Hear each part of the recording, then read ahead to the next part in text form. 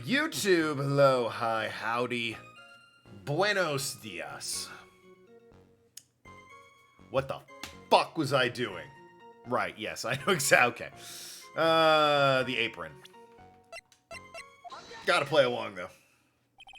The tea was poisoned, was it? The teapot that Kaida has, or, like, in general, the tea was poisoned? He drank coffee. Nathan, come on! Keep up!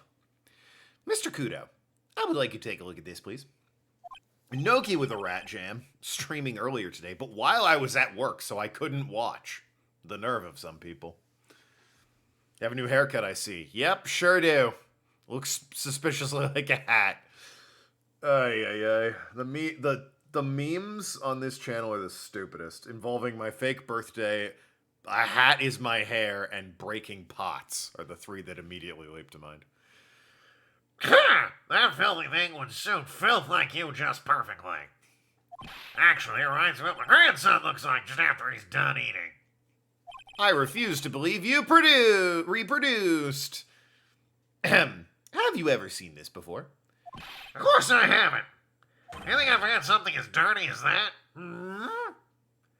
Well, you half-witted clot. It's got some spindly legs. What? What is it? Ever since I said you half-witted clot, there's been an eerie silence in here. Mr. Kudo, this apron. Is the apron worn by the defendant on the day of the poisoning? Are witnesses not allowed to watch the trial? Because he would have seen that earlier if he had been paying attention. You know what? This is a bad example. Even if he was allowed, he probably wasn't paying attention. Too bad the stream times when you're not streaming or at work are rather limited. It's true. It's true. I get it, though. I get it. You want to stream. Don't let my fucking schedule get in your way. You do you. I'll just watch the VOD later.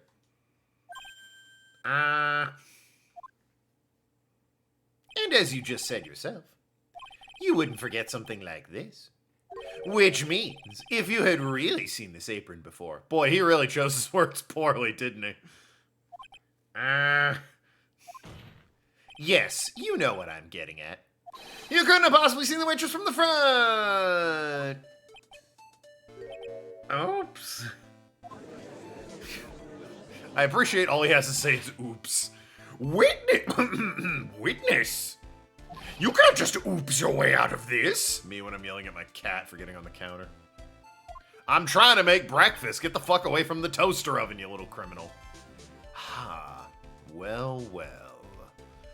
Looks like we finally have a genuine trial on our hands. And he gets his coffee. Everyone, he got his coffee. You can all calm down. Yo, is there a coffee emote I can add? Hold on. Can't believe none of the Nathans in chat thought to add a coffee emote for every time Godot goes for coffee. I mean, really. I have to do everything myself. Coffee. Ooh, you know what? Ooh. There's a couple of good ones here. Couple of good ones. I like the coffee shakes. I'm gonna add that. Yeah, add that to the channel. Alright. Peepo coffee shake should have been added. I have no idea when it'll go live, or if it will go live anytime soon. It has not gone live yet. Might have to refresh the chat.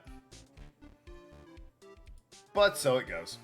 Oh, no, wait. It's live over there. It's just not live on stream yet. Hold on. I can maybe, where's chat box? There you are. Yep. Alright. Hopefully that did it. Wow, Jeppo on a 75 stream streak. That's too many. Listen, Wright, here are the facts. On the day of the incident, there was only one waitress in the restaurant. That being the defendant, Miss Maggie Bird. Exactly. And when that one waitress put the poison in the coffee cup, allegedly, this old guy was watching. I hope you understand the gravity of the situation, Mr. Kudo. The fate of the defendant may rest on what you say you remember seeing. Just tell the court exactly what you saw, Gramps. You rely on me, Captain. My noggin's in perfect working order. I can't remember a single occasion when I forgot what burger a customer ordered. He can't remember. Probably more like he messed up so many times he's blocking it out. Well, yeah, well, to be fair, he didn't forget what they ordered. He just didn't listen to what they ordered. It's incredibly different. Trust me. Very well. Let's test just how good your memory and attention to detail is, Miss Kudo. Tell us what you remember about the victim. Clearly never saw her from the front, as we've established. He was another of those pesky young types wearing a pair of broken spectacles. Oh, this is about the victim, not the waitress.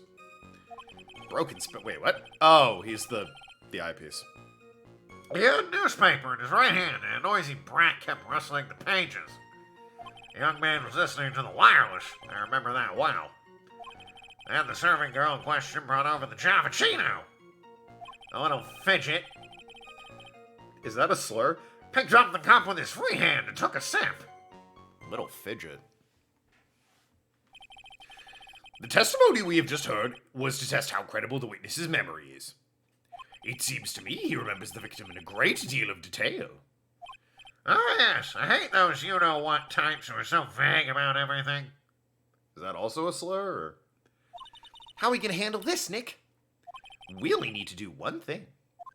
We just need to prove the old man's memory is shot.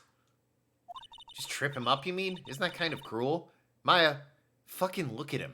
Life was cruel to him. Look at that nose. You're gonna tell me we're gonna be any more cruel to him than life? Get real. You fucking clod. I suppose, but it's what I do best.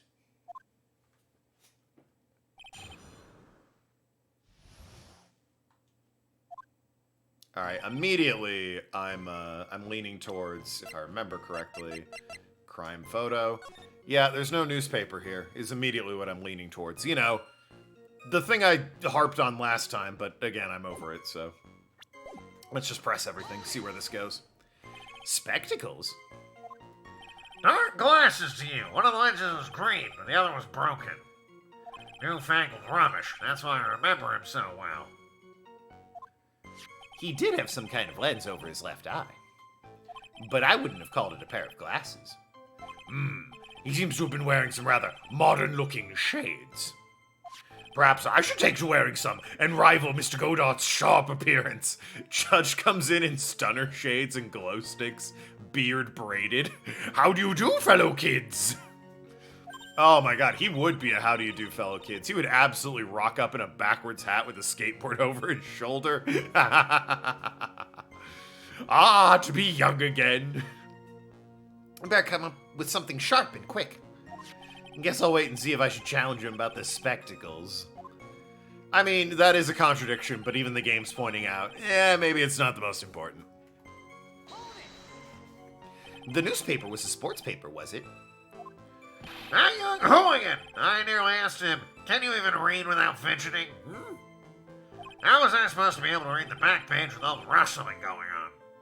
I need to find out if Guts and Braun retained his championship title. It was his paper, not yours. If you want to know so bad, why didn't you buy your own?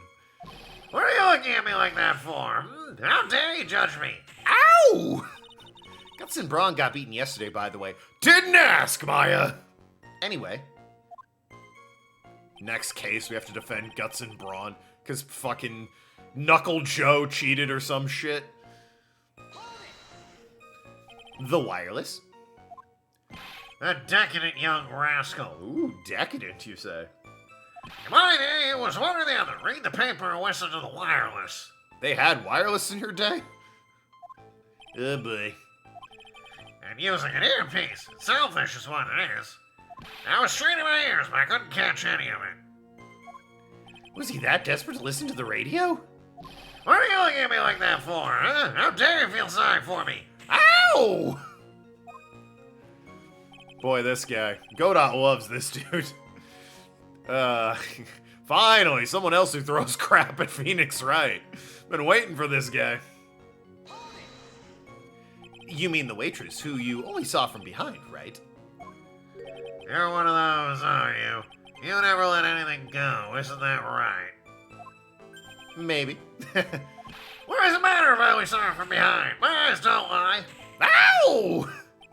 Better not push him until I got some hard evidence. Little Fidget picked up the cup with his free hand and took a sip. His free hand? Yes. Which hand was that? Weren't you listening before, cloth ears? That's definitely a slur. I said he was rustling the newspaper with his right hand, didn't I? If his free hand wasn't his right hand, then which one was it, you moron? Ow! Ha! Perhaps the great Mr. Trite has 3 hands. Yeah, 2 for hitting and 1 for your mom. You know what I'm saying? Pants grab. Yeesh! I was only asking. No need to gang up on me and treat me like I'm a freak. The whole point in this cross-examination is to establish just one thing.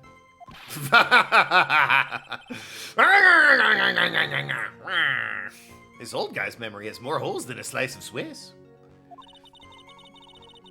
Sir, this guy deserves to catch some hands. It's true.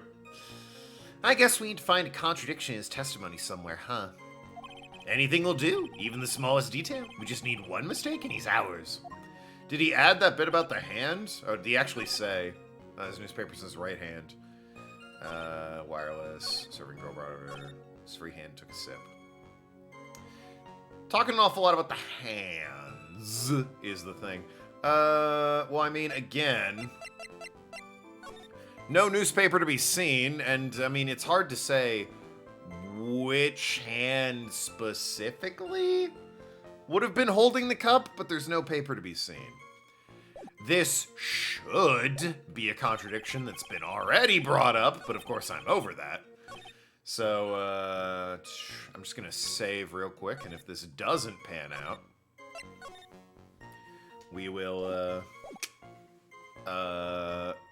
well, I guess we'll maybe continue to play it out to see. The other thing is, obviously, he, wasn't wearing shades. He had the scouter in.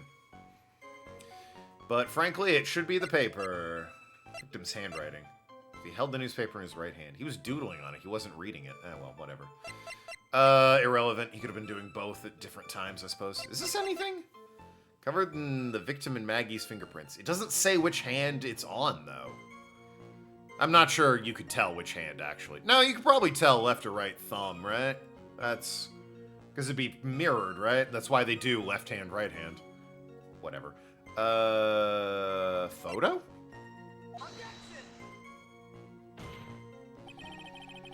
The witness statement is clearly false, Your Honor. I agree it is, but it's not time for you to realize that yet, so get fucked, Mr. Wright.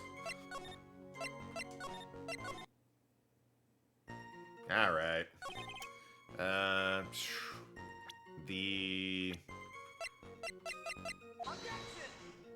Oh, wow, not that either, huh? Okay, well. I guess I'll look for what they want me to find, then. And not what I'm assuming it is over here. Anyway, they keep bringing up his damn hands. Does it say what fucking his dominant hand was? Left eardrum ruptured. Held the paper in his right hand, kept rustling the pages, listening to the wireless. Serving girl in question brought over the Javachino. Picked up the cup with his free hand and took a sip. Oh, wait, hold on.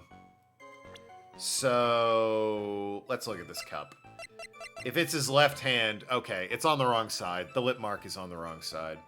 Because the way that cup is, you'd need to pick it up with your right hand and take a sip for the lip stain to be right there. Unless you're reaching around the cup and then drinking it this way, but, you know. Us young people aren't quite that hip and chic as to drink beverages such a way. I say us young people, he's basically the same age as me, so... This guy and I, 2 peas in a pod, except I'm alive and he's not. So, you know, 1 dead guy and 1 live guy in a fucking very awkward hearse. There we go. Mr. Kudo, do you remember what you were told at the start of this testimony? That this was a way of testing the credibility of your memory? I know. There's nothing wrong with my memory, I tell you. Nothing! If I got anything wrong, I'll eat these seeds and sing the pigeon song. Care to tell us where this is going, Trite? According to Mr. Kudo, the victim was holding the paper in his right hand, while drinking coffee with his free hand, which would make that his left. What is this, kindergarten? But I would like the court to please take a look at this. That's the cup the victim used, correct? Yes, and on the rim, you'll notice a mark left by the victim's lips. Yes, there is a stain left by the coffee. I will give them this. This one, it seems more relevant than the newspaper was this time. The last one, definitely. No, I'm over it. Shut up. If you consider where the stain is, you'll clearly see. The victim was holding the cup in his right hand. He easily could have just grabbed it, like... So, if you will, this here cup right here, obviously, yes, you do need to grab the left and then take a sip. In order for it to be facing that way, however, he could have just grabbed the side of it, taken a sip like that. It's a dainty little teacup, so he could have, scooped it up. But it's entirely possible that that's what he did. Doesn't have to have necessarily held it by the handle. But how? Well, Mr. Kudo, the court's waiting for your epic performance. You said you'd eat those seeds and sing the pigeon song! Ah! Mr. Kudo, I'm afraid this is simply not acceptable. You're not singing the pigeon song. I think the witness had better go back to the park where he came from. Wait! If you think I'm gonna stand here and listen to you tell me I'm mad, you're wrong. The cup was probably hot, so he wouldn't want to pick it up with the handle. True, but that is speculation, ultimately. There's really no way to prove what he did or not, unless this guy says, I distinctly remember him grabbing it by the handle, pinky out, and all that jazz. Or where his fingerprints are on the cup, I guess. That could also prove it. That makes way more sense than this guy's memory. More info on the fingerprints, please, Your Honor. I don't care about that dirty coffee cup. I know what I saw. You still insist on your testimony? That young brat was holding the cup in his left hand. Oh, yes, no question. I'm a good law-abiding citizen, I am. It's that dead, young, hot blood you spiky-haired yahoo who are at fault. Hot bot, I think he said. What? Not hot blood. Hot bot. Who, me? Thank you, old man. We've heard quite enough from you already. Don't call me old man, old man. Been around for 68 years. Damn, one more. Yeah, I have. You can't ignore me. Listen to what I've got to say. Classic old person thinking they're relevant because they're old. Shut up. No one cares. Have something funny to say, like a pigeon dance or pigeon song, and then I'll start paying attention. You waste of space. I'm sorry, Mr. Kudo, but... Sure, why not hear a little more? Mr. Godot! It's really not up to you. I'm the judge, after all. But this is my... Bro, you are burning through those. This is the... Well, I guess it's the... This is the first day of trial, and it's, what, 17 cups a day? r/boomers being fools. It's just this guy's picture on the whole ass Reddit. Do you think him and Old Bag would get along? I think they would yell at each other for an hour before the old man just grabbed her and made passionate love to her in the courtroom, and then everyone went blind. Except for Godot, who's already, kind of going through something. But everyone else would just go blind. It's like, nope, don't want to see that. Pass me the bleach. Glug, glug. That's the sound it makes when you pour it on your eyes, I guess. This is my 16th cup of coffee. So this is your final stand. I mean, Godot and Old Bag? No, Kudo, this old man. Thank you, Captain. You can rely on Victor. Besides, Old Bag only has eyes for Edgeworth. She wouldn't give a shit about Godot. I guess also Will Powers, but... Or no. Hammer? Whatever. He's dead. The boy was wearing an earpiece on the same side as the green lens of his specs. I mean, do we even really need to... Ear medicine. It was in an autopsy report. The medicine was in his left ear. Doctor's note or something like that? The bag is empty. Somewhere it mentions that some contract, time of death, Tribune, crime photo. It must be this, right? Where it mentions he had an ear infection, right? Like, the first statement is already like, all right, calm down. We found it. He kept fiddling with it all the time. Could go either way. They might hate each other's guts and become fast friends. I'm telling you, they would just hate fuck. He was fiddling with it while he picked up the cup, too. Before he picked up the cup, I mean.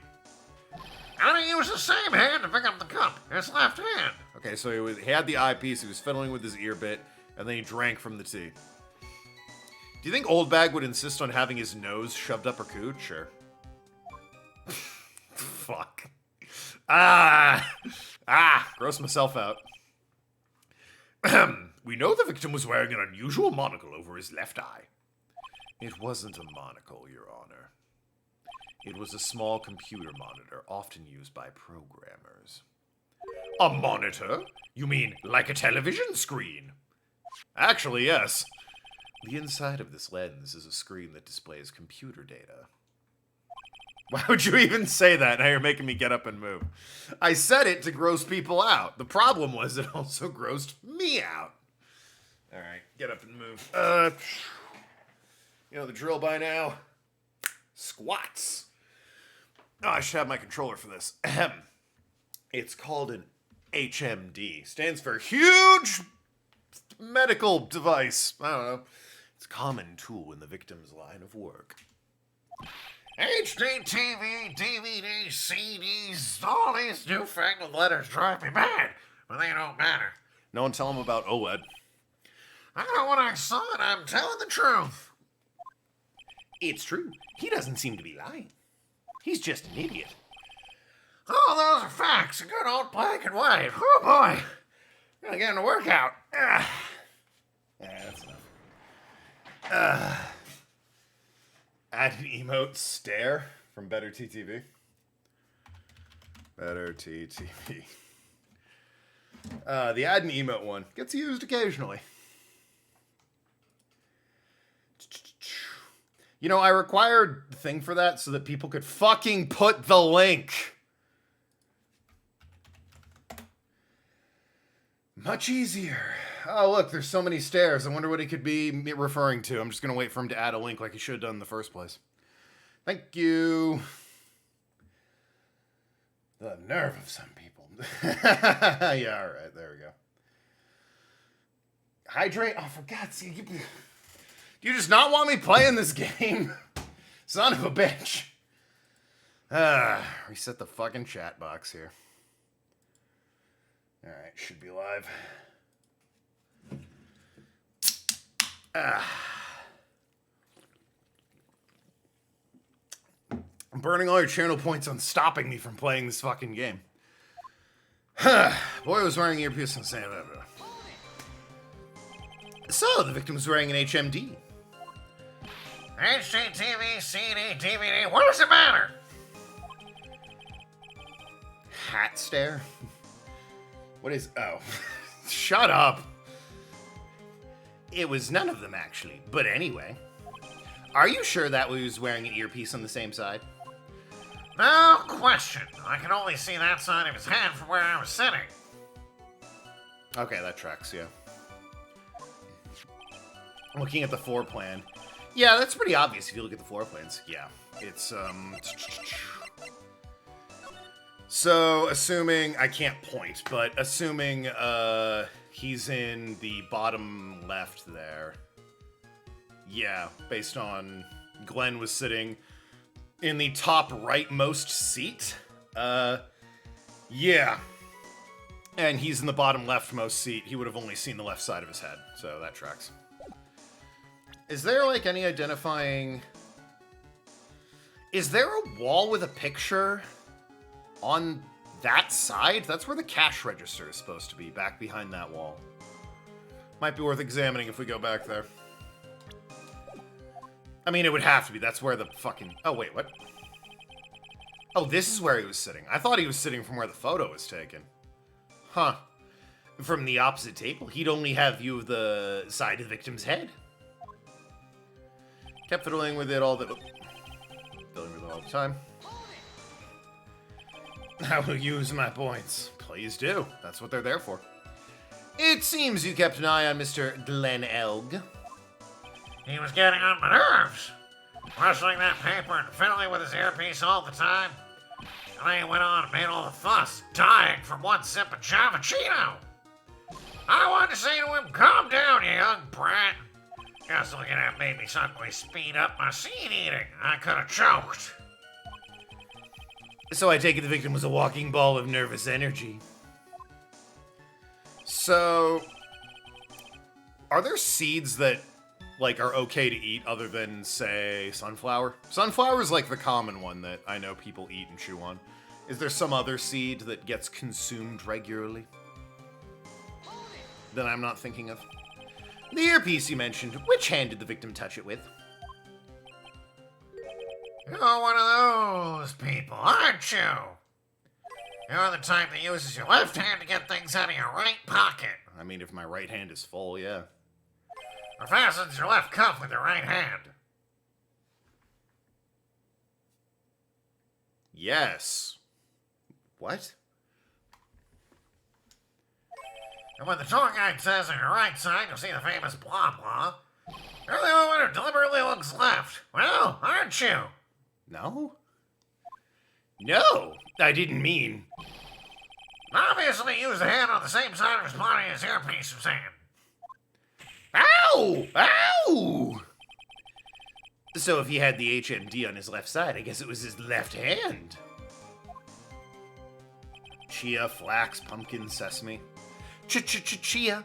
Kaida, you're not supposed to eat the chia pet. You're supposed to grow it so it looks like Bob Ross's hair. Come on! Unbelievable. My wife, ladies and gentlemen. You seem very sure of yourself, Mr. Kudo. That's because I know what I saw, no matter what tricks you play on me. Chia, but it's delicious. We all know Bob Ross is delicious, okay? But you need to calm down. Stop consuming Bob Ross. The man's been through enough. Looks like he really did see the guy picking up the cup with his left hand. This is a dead end. Well, Nick, what do you think? I think this guy's telling the truth. But even so, something's not quite right. Then chuck evidence at him until he breaks. But if he's not lying, there wouldn't be any contradiction in his testimony, right? Stop consuming Bob Ross. Hey, Nathan's getting it. Right, okay, so I present the medicine. Well, hold on. Just in case. Now I present the medicine. Yep, okay. Floppy melons. I'm not sure what the relevance of this is, but... Mr. Kudo, there's something very strange about the observation of your victim. What? You say he was wearing an earpiece on the same side as his HMD. Chat, what do we think HMD stands for? Wrong answers only. No question. You can look me up if I'm wrong. I was his left ear, without a doubt. I could only see a side of his hand from where I was sitting. I don't think so. What'd you say? You're no doubt unaware of this fact, Mr. Kudo. High maintenance diva. But the victim couldn't hear with his left ear. His eardrum was ruptured. Her Majesty's dildo. Hell yeah. Huh? Traces of medication for his condition were found in his ear canal. Hulkamania dies. No, Hulkamania! That's right. It's impossible that the victim was wearing his earpiece in his left ear. Because he couldn't even hear in that ear. Is that true, Captain? It is.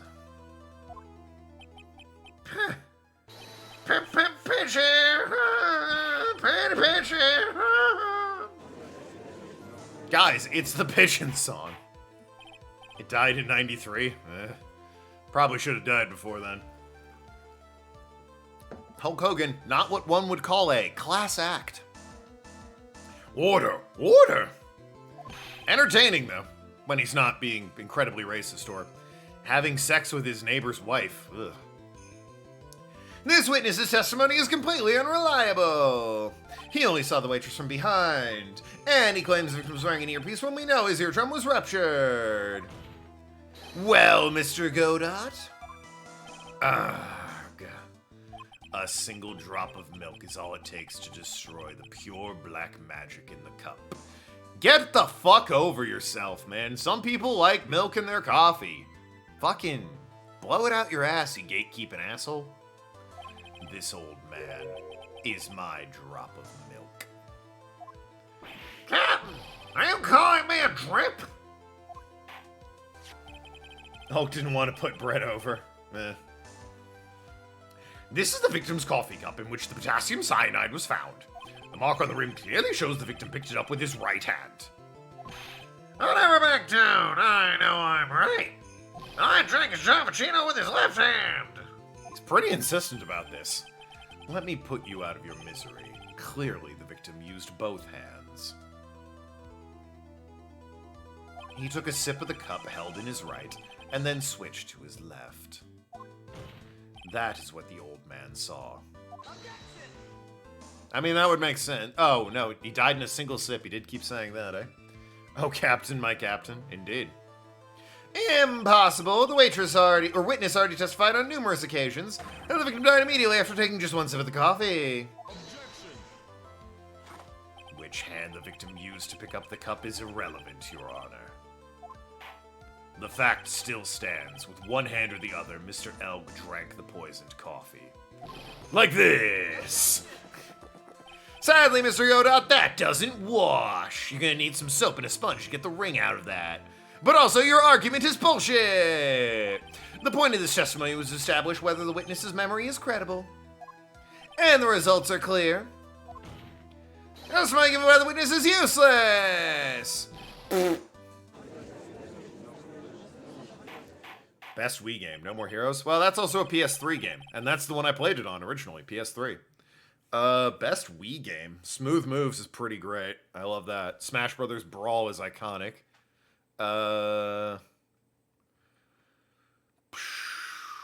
Nintendogs. I believe it's time to conclude today's proceedings. The fucking Cold Stone Creamery game. Yo, where you at, guys that played Cold Stone Creamery? I know you're out there. Super Paper Mario? Psh, weak answer. Mad World was fun. Shame that it's trapped on the Wii. It was a very good game. I am satisfied the witness is not deceiving the court. But to be frank, his testimony is a farce. Did you have to be so frank? Take that, you pompous old fogey. I'm sorry, Mr. Kudo. You can't reach me from there. I'm ordering the defense and the prosecution to investigate this case further. That is all for now. The court is adjourned. Yeah.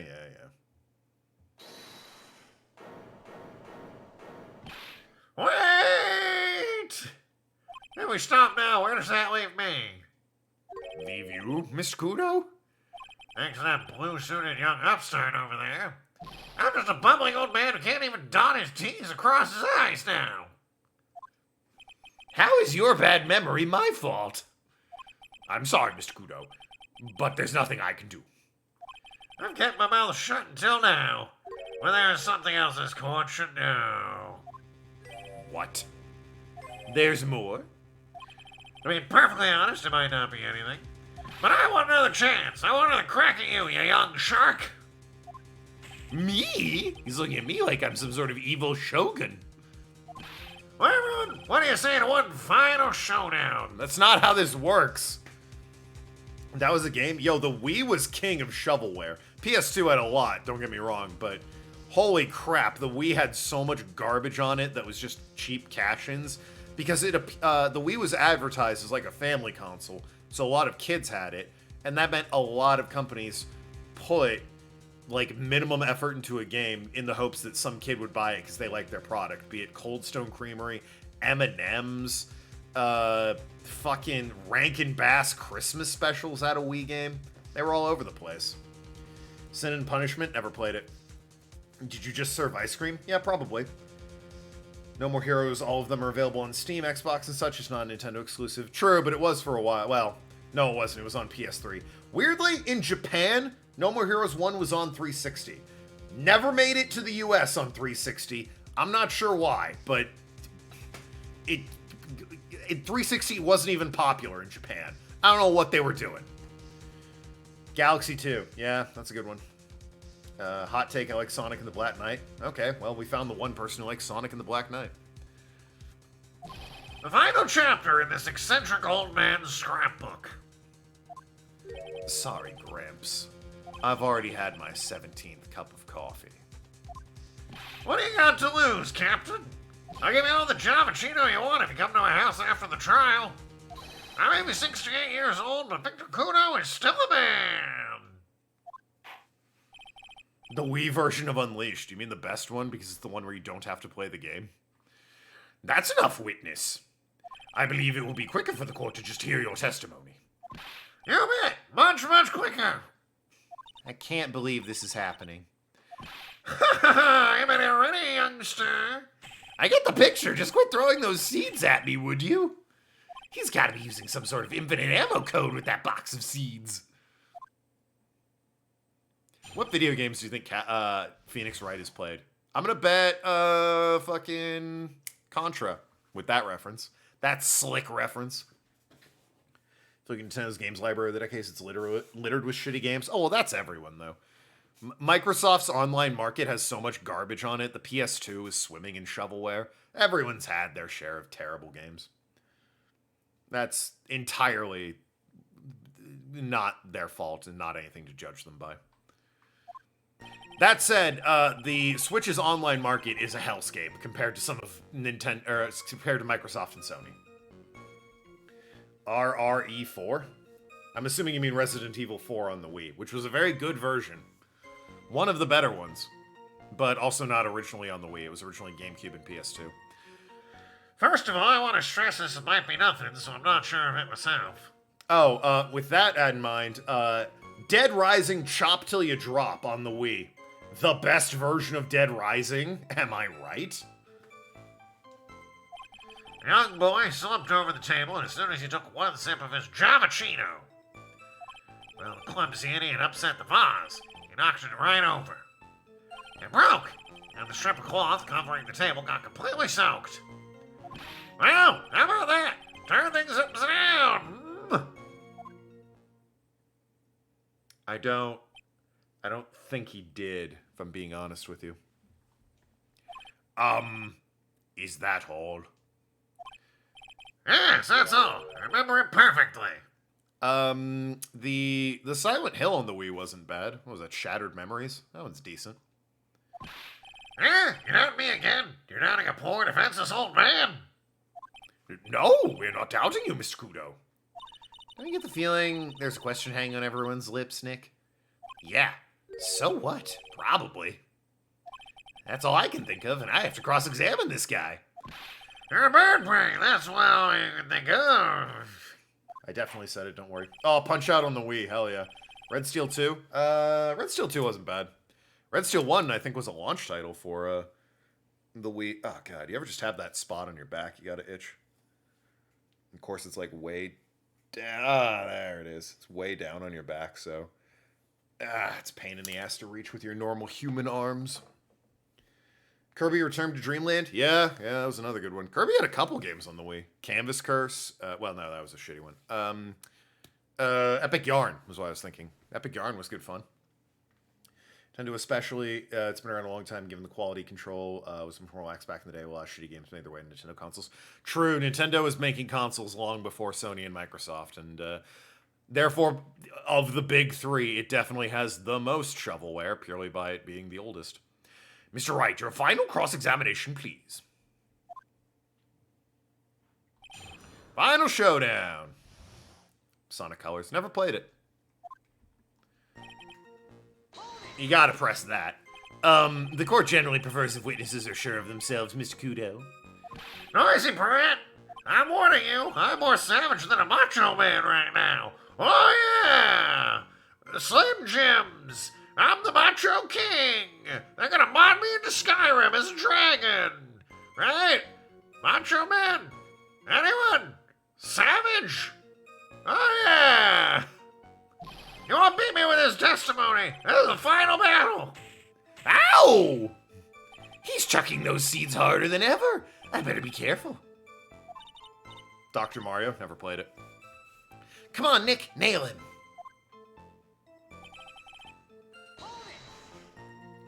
The court has already heard that testimony, Mr. Kudo. I know that! I was just setting the mood! How else am I supposed to build up the suspense, huh? The suspense? Yeah, so what do you think? Should I work the audience a bit more? No, please continue, Mr. Kudo, as quickly as possible. Alright, now, where was I? Ah, yes, the young boy slipped over the table and... I bet I proved something wrong there.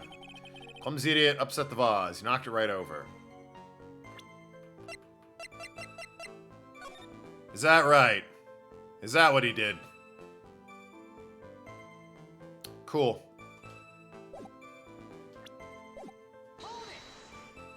A vase, you say?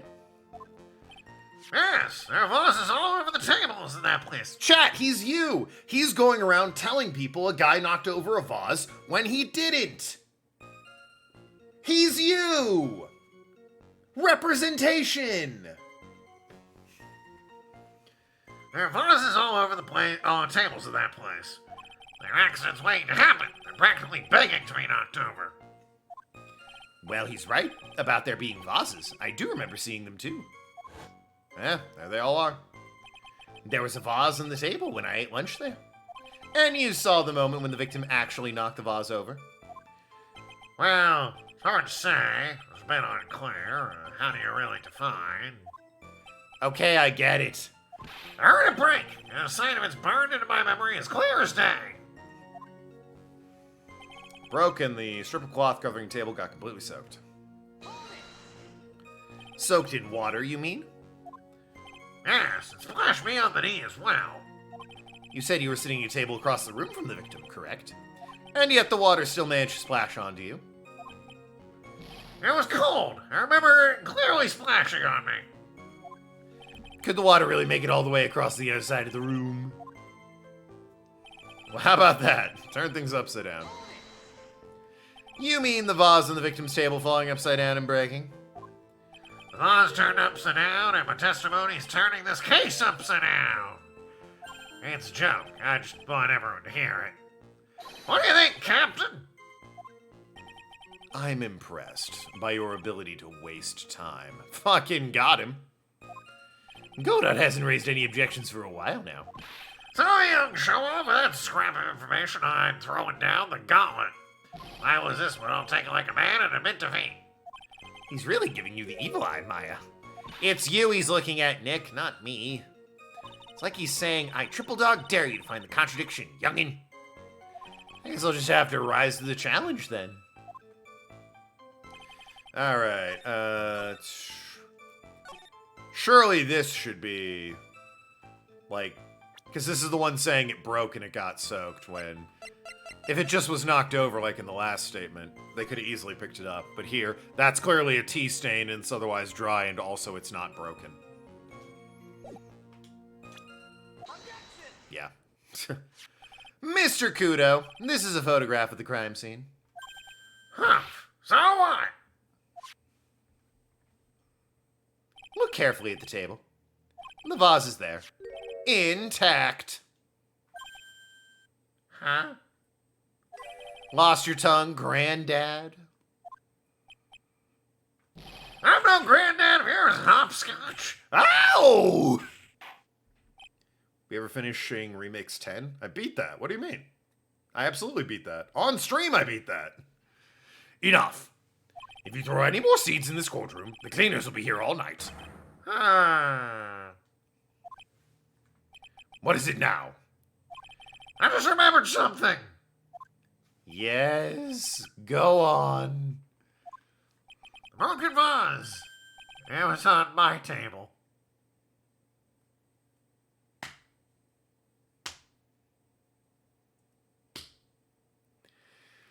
I hate this old man. I hate you so much. Fucking stop talking. What? Well, you see, it startled me when the young man collapsed. So I stood up. That must have been when it fell over. The vase on my table, I mean. The vase on your table. Yes, it was on my table. That's how my groin came to be completely soaked. I've used that excuse.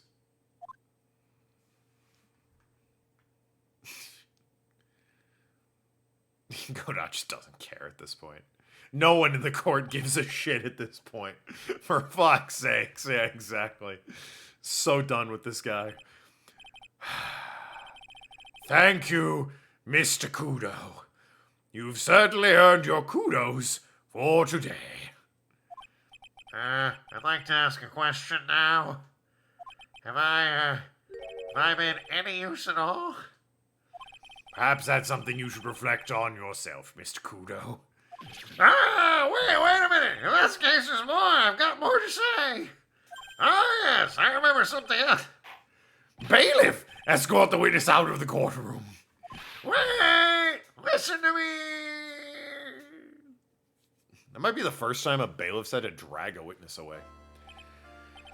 Well, we seem to have been considerably sidetracked, and I am still not in a position to deliver a verdict. The defendant has not been positively identified as the witness in question. Additionally, there are 2 disparities in the testimony we've heard thus far. The mark on the coffee cup that the victim supposedly drank from with his left hand. And the earpiece, which was inserted into his left ear, out of which he couldn't hear. Wow, Nick, you did it! I therefore require both the defense and the prosecution to further investigate the facts. Yes, Your Honor. There is one more thing before I call today's session to an end. One more thing, Your Honor. The witness we just heard from now. He was most insistent that his testimony should be of use, so he summarized it accordingly in this statement. Okay. Game of the Year of 2024. So far, I have obviously not played all the games of 2024. Supposedly, what is it? Ronin is supposed to be quite good. The Princess Peach game looks very fun. Haven't played that yet. Do want to play that. We'll probably play it on stream. When I get around to it. Boy, Dragon's Dogma is getting a lot of bad reviews, but a lot of other people that, have good computers are saying it's really fun. Infinite Wealth is my answer. I'm just trying to think of all the other games this year. You got the Princess Peach game? I've seen some gameplay of it. It looks very fun. Looks like it's a relatively chill time as well. If you want 100% it, it's a pain in the ass, it looks like. Because some of the challenges for the optional shit is difficult, but otherwise looks really chill, really fun. You want Rikia back? No. Excuse me. Go back to Yakuza 3 then. It is fun. It'd be more fun if it was Daisy, I'm just saying. The correct princess. The best one. But, maybe we'll get some Daisy DLC. And then I absolutely will play it. You may each have a copy of it if you wish. Whatever. The prosecution doesn't need props like this. Godot's really mad, huh? Yeah, I get it. Yeah, I would be too. Very well. Normally I like to shit on Godot. I'm not even mad at him for this one. That guy was just the worst. Here you are then, Mr. Wright. 3 copies. My own, yours, and Godot's. Just take them all, Mr. Wright. I don't want one either. Yes, Your Honor. When the incident occurred, I broke the vase at my seat. I'm sorry. I'm sorry? This isn't a piece of testimony, more like a 5-year-old's apology. Is it even is it a haiku? What the heck are we supposed to do with 3 copies?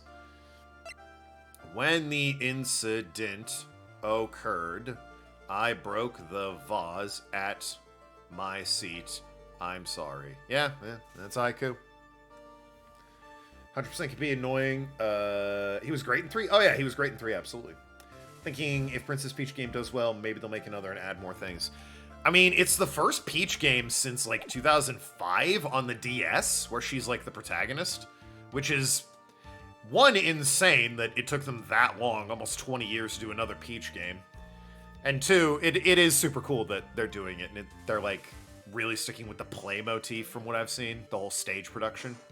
I like games like that. There was a PS3 game called The Puppeteer that stuck with that art style as well, where everything was like arts and crafts in a play. It was really fucking cool. The problem is it's trapped on the PS3, so playing it's a bit of an ass ache. It might be on PlayStation now, I don't know, but yeah, it was cool back in the day. You want Hotel Mario? Keep dreaming. The Philips CDI getting any sort of love? Absolutely not. It's a short testimony ever, but then again, most of his testimony was completely useless. It's true. It's true. Hey, you know what? Knowing this game, it'll matter, because we put it in our evidence. That is all. Court is adjourned. Yeah, the Puppeteer on PS3 would be a fun one. It's... God, I don't even know if I... How much is it on Amazon, even? I don't know if it got a digital release, because this was, back in the day where that wasn't a guarantee.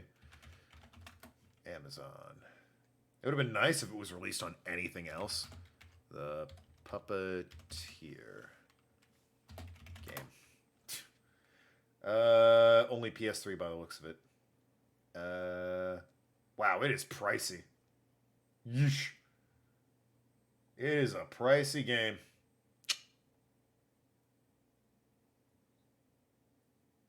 I'm better off getting the Yu-Gi-Oh card, The Mysterious Puppeteer, which is much cheaper, but not as entertaining. Can't wait for Dead Souls. Dead Souls will be fun time. Big old dumb meme of a game. Alright, we're on to the second day of investigation, which means I need to double check this Gene Armstrong French thing.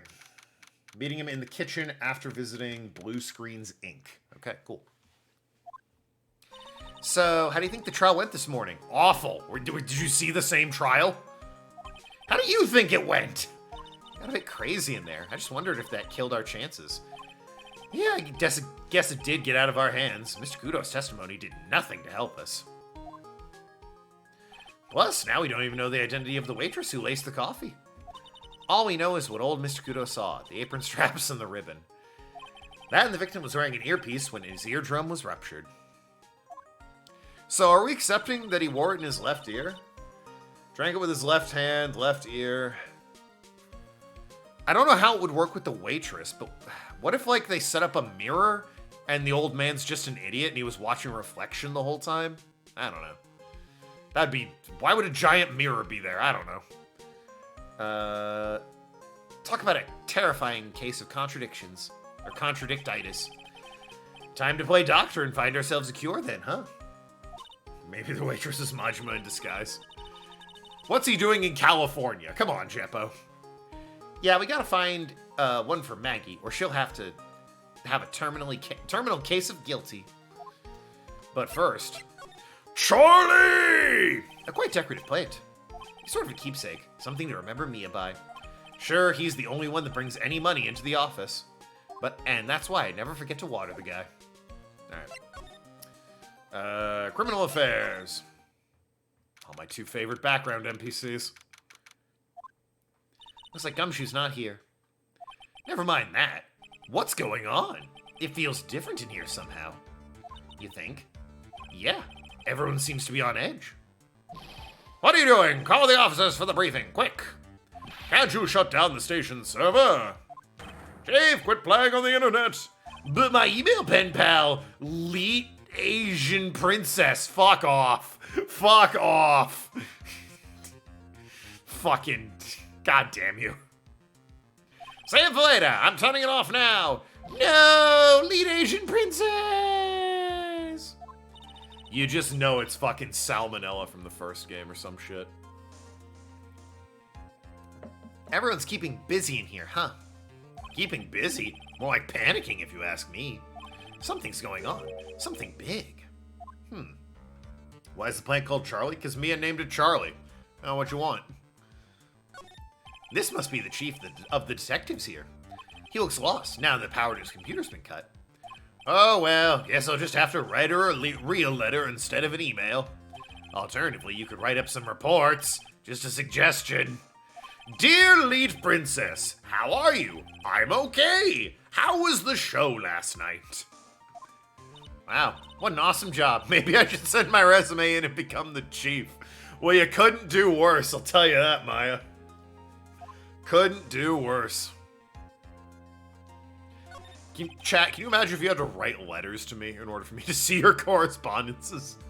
I started doing a fucking screenshot let's play on something awful. You had to mail me to a P.O. box your comments. That must be one of the detectives. He's mumbling something to himself. Even pickpockets can have their pockets picked. That's a keeper. Better go with something that doesn't sound too much like a slogan. He must be coming up with slogans for crime prevention campaign. But I'm not sure even he knows what kind of crime he's trying to prevent. My favorite fellas. Hey, it's 7-9. If happened in real life, people would either be arrested or heavily fined for the shit show. The only thing that witness interview could have gone any worse is if the old timer started being verbally violent. Dude did physically assault people with pigeon seed. Honestly, I've had coffee thrown at me, wigs, whips, tased. I don't think bird seed is gonna fucking cause too much of a fuss. Has the plant bring in money? OnlyFans. Hello, Tokenlad chat members. Indeed, nice haircut. Thank you. I would have to pay shipping. There you go. Hello. I guess Maggie's still in questioning. But we've got questions to ask her, too. Maggie! Maggie! Keep it down, Maya. This isn't a playground, you know. All right, well. She busy. Off to Tribulations. Empty as usual. Yeah, and it's lunchtime, too. That's it. Come on, come on, come on. Hey, that sounds like... What do you... Oh, are you playing the lottery? God damn it, Gumshoe. Now just call it 8. Come on, I know you can. He's getting really worked up about something. No, that's the wrong number. Ah, looks like an 8 would only have netted me $5 anyway. What a whip-off. What's the problem, Detective Gumshoe? Huh? Oh, it's you. I was just, I was listening to the radio, pal. To the radio? Hey, Detective Gumshoe's having lunch here. He is? He's having the twin tea set. Ah, what can I say? Oh, I think you can say a lot there, Gumshoe. Side profile stream? Yeah, you know it. This is a nightmare. How am I supposed to look Maggie in the eye now, pal? You really drove her into a corner, you know. You always blow apart my testimony. Why of all days didn't you do it today? Sorry, there just weren't any holes in it, for once. Yeah, what happened? Usually your testimonies are like Swiss cheese. Swiss cheese? Would he have preferred crumbly like aged Parmesan? Anyway, this case already has been ruled on. There shouldn't be any holes left to find. So, did Maggie say anything to you? About me, I mean? No. Well, how did she put it again? Flashback. Why even surprised? Gumshoe doing the lottery is one of the less weird things. Yeah, but he's like, he's in the same restaurant, listening to the radio, playing the lottery. He's trying to like recreate the ritual and hopefully win, I'm guessing, which is ridiculous. Him playing the lottery isn't surprising. It's the recreating the circumstances that the previous guy won that I'm chuckling at. Something like that. Wah. Wah! Please, Detective Gumshoe, I didn't mean... Why is this happening? He's banging his head against the wall, Nick. Aw, man, poor Gumshoe. Well then. So, do you like a twin tea set?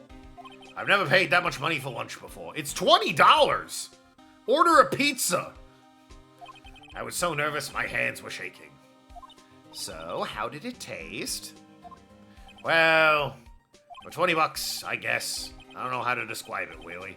It was delicate. Delicate? You mean you liked it? It didn't taste bad to you?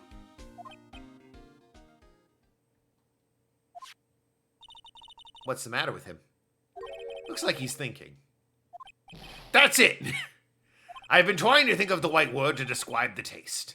And I just realized, it's bad. That's it. It tasted bad.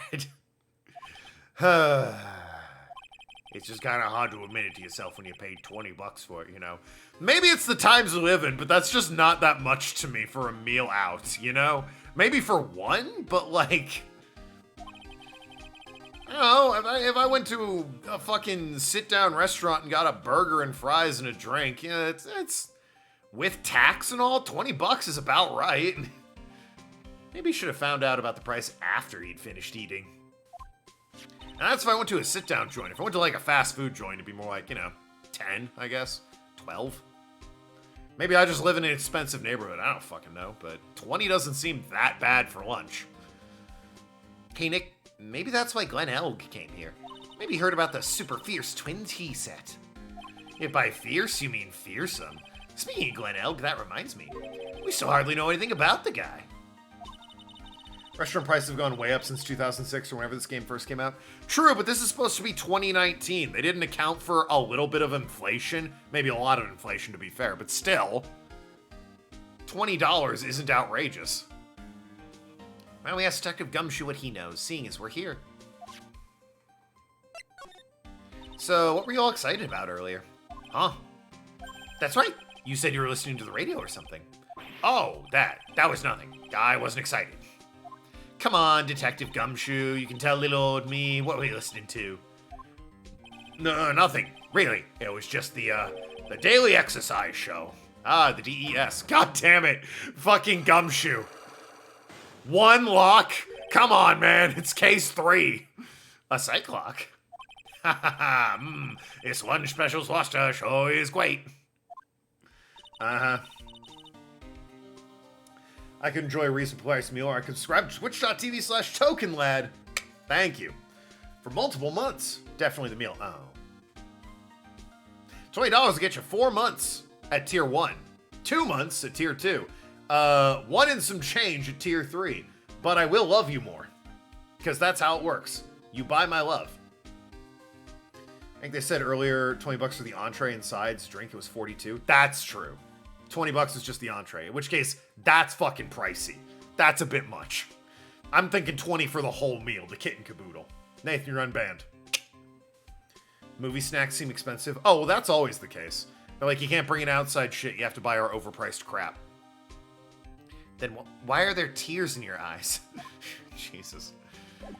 Well, before I get to the Magatama, I guess, let's hear about Glenn Elg, shall we? This guy was a real programming genius. They called him the walking computer at a place where he worked. What happens when he crashes, though? Does he just stop moving all of a sudden? He wasn't literally a computer, Maya. Anyway, there's nothing between Maggie and the victim. Yeah, that's what we found out yesterday, too. Hey, Detective Gumshoe, don't you have any information that's a bit more fun? Fun? Oh, I know. So, if you paid a visit to where Mr. Elg worked yet, you might as well. His workplace? Where's that? A computer firm called Blue Screens Inc. Or something like that. Sounds like a real stable company. This could be fun, Nick. Let's go. Computers aren't really my thing, Maya. We'll be fine. I know all about the high-tech stuff. I wonder about that.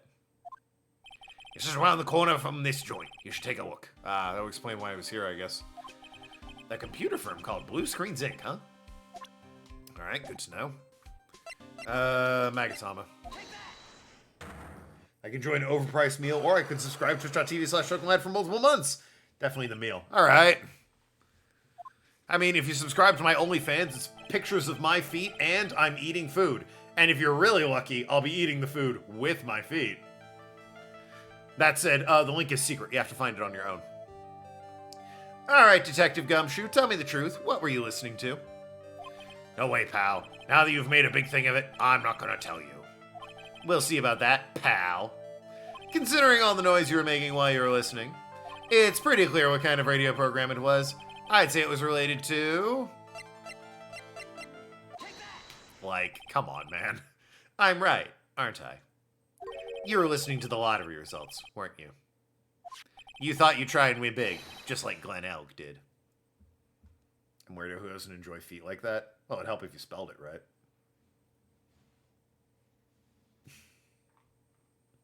Why would you eat with your feet? For money! Weren't you listening? God.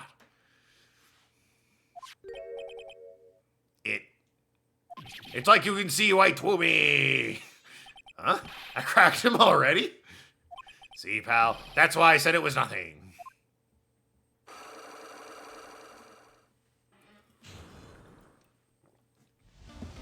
Well, I'm usually pretty lucky, so I figured I'd give it a try.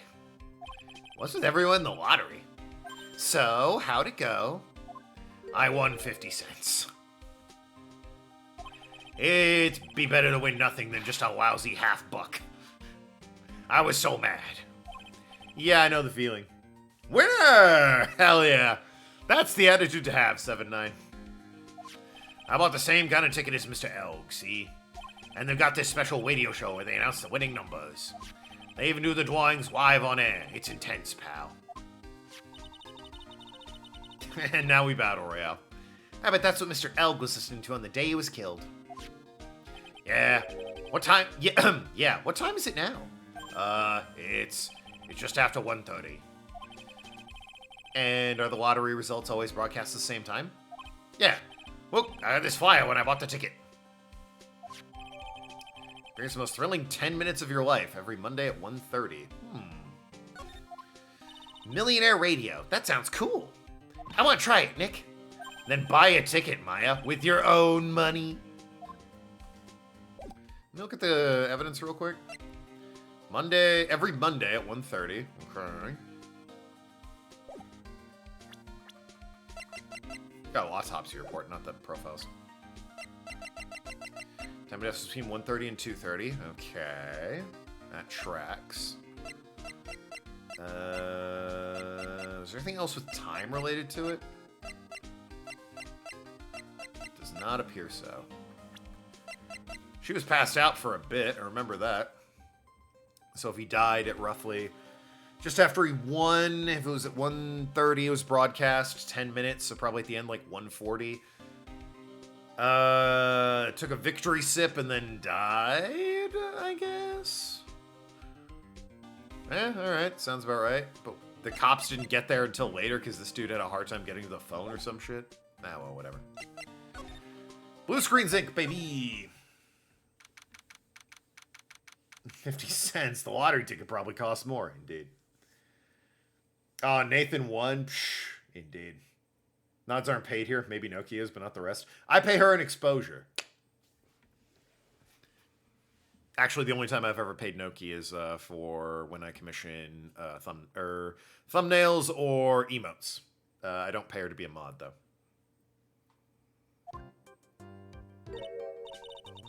Wow! This place is so high-tech you can almost smell the electricity in the air. It's a computer firm, Maya. They can't work without electricity, you know. Who are you? Oh, hello. Hello. What voice for you? Exposure? Nokia has the link to the OnlyFans. Got it. Yes, that's what I mean. She gets free access to me eating food. And my feet. There's something, base at 2:25. I recall you commenting it was late. Yeah, that's when, the old man called the police in. I think. They mentioned, there was like a throwaway line where they're like, he had to go find a payphone and he was late calling it in or something. She looks like Elizabeth from P3. Oh, a bit, honestly. I'm sorry. Access is restricted to authorized personnel only. This is a computer programming laboratory. There are far too many trade secrets that could be leaked. Wow! What secrets? Everything you see here is classified. No information can leave this building. Understood. I wish I could have, like, Alexa read these lines, but I don't have an Alexa. Alexa, play Despacito. This is one of the most forgettable characters in all of Ace Attorney, IMO. Really? The fucking stagehand from the first game? Penny Nichols or whatever? You pay her not for modding, but for artistic talent, you still pay her for services rendered? Well, yeah, obviously. Pay your artists. But, you know, it's not like I pay her monthly or anything. I just buy from her, and that's it. Commission her to do work. She delivers the work, I deliver the money, we're done. There's a little bit of cocaine involved, but that's at the after party. Who is this woman? She's like a robot form, some kind of whacked educational show. Educational show, huh, Phoenix? My name is Lisa Basil, which is also Lisa Basil backwards, because that's the fucking joke, I guess. I'm the company director. Director? She's human? She seems... Thought we were clever, huh? She appears in Edgeworth too? Oh yeah, she does. I forgot about that. Which should go to tell you how forgettable she is.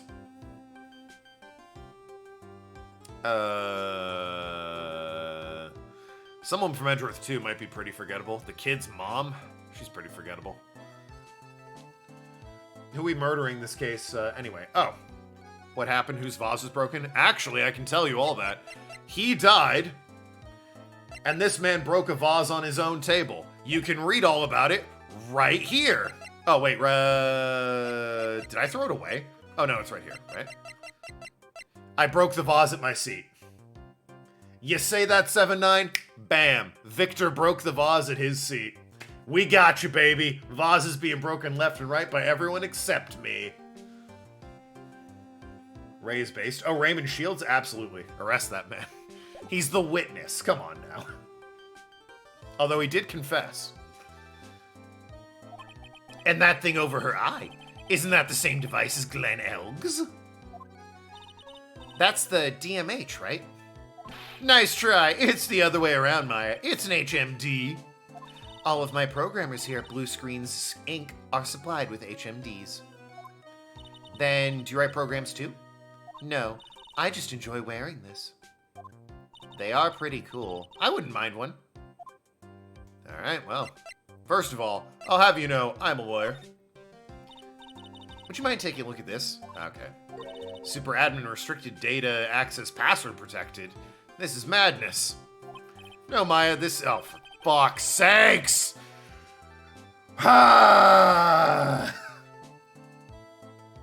No, Maya, this is Sparta! She wouldn't tell us unless we say the right code word. A code word? Sesame. It's not Sesame, that must be your mother's maiden name. That's how it always is. There's no point in having a password if it's always the same thing, Maya! Fuck off. Whoever localized this needs to take a long walk off a short pier. Maybe she doesn't want to talk about this. Folks on Glen Elk. Yeah, alright. Just gotta show the badge to everyone. Oh, why are you... Age, who knows? Absolutely not a robot. Okay, good to know. About Mr. Elg. He was a top programmer. I would even say that he was a genius. But he did suffer from one or two bugs in his personality. Oh? Like what? He was a bit of a loser. Perhaps that would be best way to describe it. That's what got him into trouble. What's the matter? He was a top programmer. I would even say he was a genius. So he was no trouble at all. A model employee. Hey, wait a minute! Just now you said something about him being in trouble. We've got to find out what this trouble was exactly. Probably, like, if I had to take a wild shot in the dark here, Nick, it would be the fucking lottery tickets here and the horse racing, and I think that's a chicken? Not entirely sure. Is he sleeping at his desk? What the hell is all this? I also suffer from being a loser. I mean, same. Need more Raymond? Would love to see more Raymond. What now, Phoenix? Why not go with edutainment? Ah. Good old edutainment. Wow, look at this mess. Looks like they're all betting tickets. What kind of betting tickets? for betting on which horse will win a given race. They're horse racing tickets. Oh, wow. His drawers are stuffed full of these. Looks like they're all losing tickets, though. Why would you save the losing tickets? There's over 500 of them. Why save that? This many tickets would get you, what, $1 down at the recycling center? But I didn't know you were so hard up that you try and profit from the dead, Nick. I'm just taking them as evidence, Maya. Wow, look at this desk, Nick. What a mess. Looks pretty average to me. But you can't get any work done with everything all over the place like this. You think? Real whiz kids can work under any condition, you know. Sega's considering using Dragon Engine for a Sonic game. I feel like I just got slapped in the face with that sentence. What the fuck? I'm trying to picture Sonic in the Dragon Engine, and it's just not right at all. Ugh. She's trying to hint that I should tidy my desk more. I'll clean up my desk when Maya stops asking silly questions. No hurry, then. This whole case, Phoenix has been in a fucking mood with Maya. What about it? If it's another hint about tidying, you can forget it. Someone's marked December 3rd in red pen. December 3rd? That's the day Mr. Elg was murdered. Is there anything else? Yeah, it says, meet with the tiger. The tiger? Meet with the tiger. I guess I'll look at the nerdlingers. He's really pounding that keyboard, isn't he? Wow, I bet that's where the pro and programmer comes from, huh? I guess I shouldn't be resting on my laurels. Gotta expand my skill set and all that. Yeah, that's a good idea. Maybe become an old CD's apprentice. And what about your spirit medium training? DL6 or something, I don't know. Taiga Saejima. Yes, he met with Saejima, indeed. Strats for betting? Oh, on horse races? I guess that actually makes a little bit of sense. Reminding who the losers are. Hey look, Nick, although over 500's a bit much, especially if you're computer whiz, put that shit into your computer. Sorry. Look, Nick, it's a supercomputer.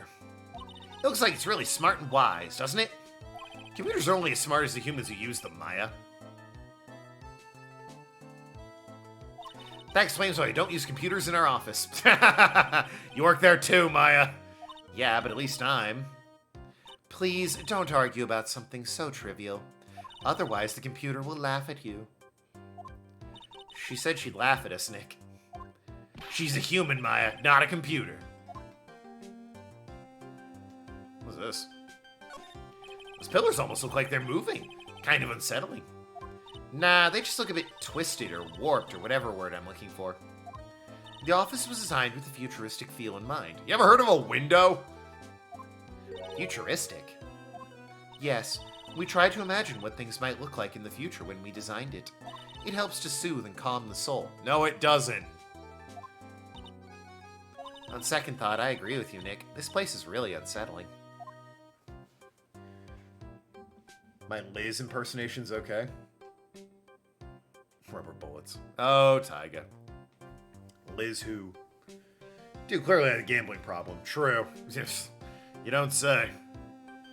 I surely like in working my nondescript white box. Well. Alright, Blue Screens Inc. So what exactly is this firm's business? I will try to simplify it so that you can understand. We analyze the data management system required by certain branches of industry, and then deliver optimum operating services and source-level components to them. Put that on a fucking resume so that nobody knows what the hell you're on about. You lost me on the corner of analyze and management. It doesn't matter. They analyze stuff. You got that much, right?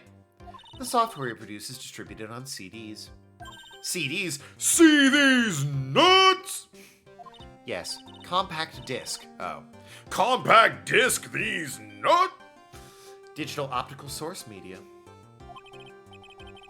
Of course, CDs are used for software as well as music. It's a small firm, but all my employees are first-class programmers. Let's ask one thing. Let's ask one of them what they're doing. Oh, God. Excuse me, what are you working on right now? I'm researching the impact of time slide. Oh, for God's sakes, it's going too quickly. Global variables producing a structure, influence, response to time programs as the codependency of global variables. Memory overhead is vitally important to the success of the execution. Well, you get the idea. This is the sort of thing we are involved in. AVGN? Oh, I never really watched AVGN. Or do you guys have regular view of window? What do you see? Oh, no, I work in a government center where everything's top secret. So windows exist, but they need to be covered by blinds 24/7. So I'm teased with windows. Do you good people follow all of that? Yeah. Your blank smile just said otherwise, Maya. You know about what happened, right, Miss Basil? You mean about Glenn being poisoned? Yes, I know. It's terrible. Can you tell us anything that might be helpful? I don't think so. A police officer was here earlier, too. But I couldn't tell him anything either, because the waitress who committed the crime has nothing to do with Blue Screen's Inc. Oh. How about Mr. Elg's desk? Have you cleared it out already? No, not yet. It's been a month, but we're fucking lazy, I guess. It's this one right in front of you. If there's anything else that might be useful to you, you're welcome to take it. I guess that might be a clue here somewhere. Everyone knows it's behind you, so it would be painfully obvious if I were to stare out it all day. It does have a nice view of downtown, though. What floor are you on? How good would the view be? Was he in some kind of trouble? I'm sorry, why would you think that? I thought you said something about it just now. You said he got himself into trouble because he was a bit of a loser. God damn it.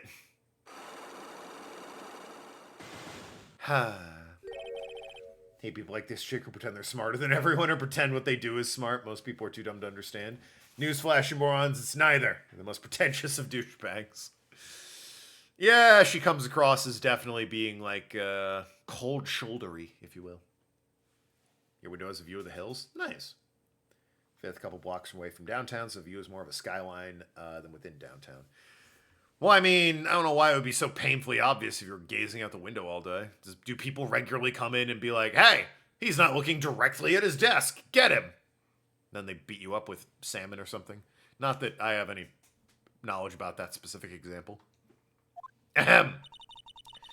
I guess Mr. Elg is like every other man with his own pile of secrets. All right, well, let's see what we can get out of her, I suppose. Worth at least checking.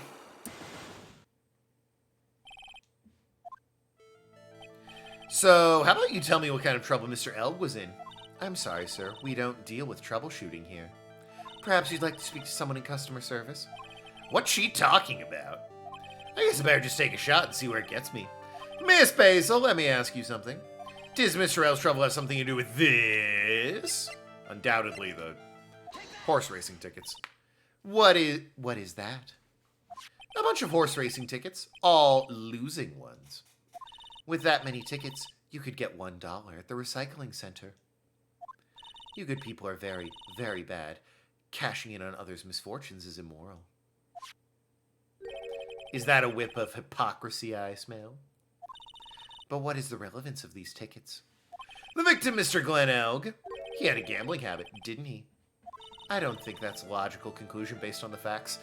500 losing horse race tickets, and you don't think that's a logical conclusion, huh, bitch? Everyone likes to go to the races from time to time. 500! Yeah, but not everyone buys as many tickets. Anyway, I don't believe that proves anything on its own. You're right, but I'm not through yet. Mr. Elg's gambling was restricted to horse races, was it? The lottery ticket? Yeah. If you change your suit to dark blue, remove the HMD and dye your hair white, you get Liz? If you say so. Again, I don't know, angry video game nerd. So, I don't know what's a lot. I'm not a gambling expert. 500's a lot, just as a good rule of thumb. The lottery, horse racing, he bought a lot of tickets and lost a lot of times. That's got to have hurt his wallet pretty bad, don't you think? Maybe bad enough to be a cause of some pretty serious trouble, perhaps? No. You are right. Glenn did have a gambling habit. You good people must not follow his example, do you understand? Trust me, even if I wanted to, I don't exactly have the money to buy any. But if you win, there's no problem, is there? Spoken like an addict. And Glad had a winning ticket, didn't he? For $500,000. Yeah, but he's dead now. It's hard to imagine how he could have been in trouble then, isn't it?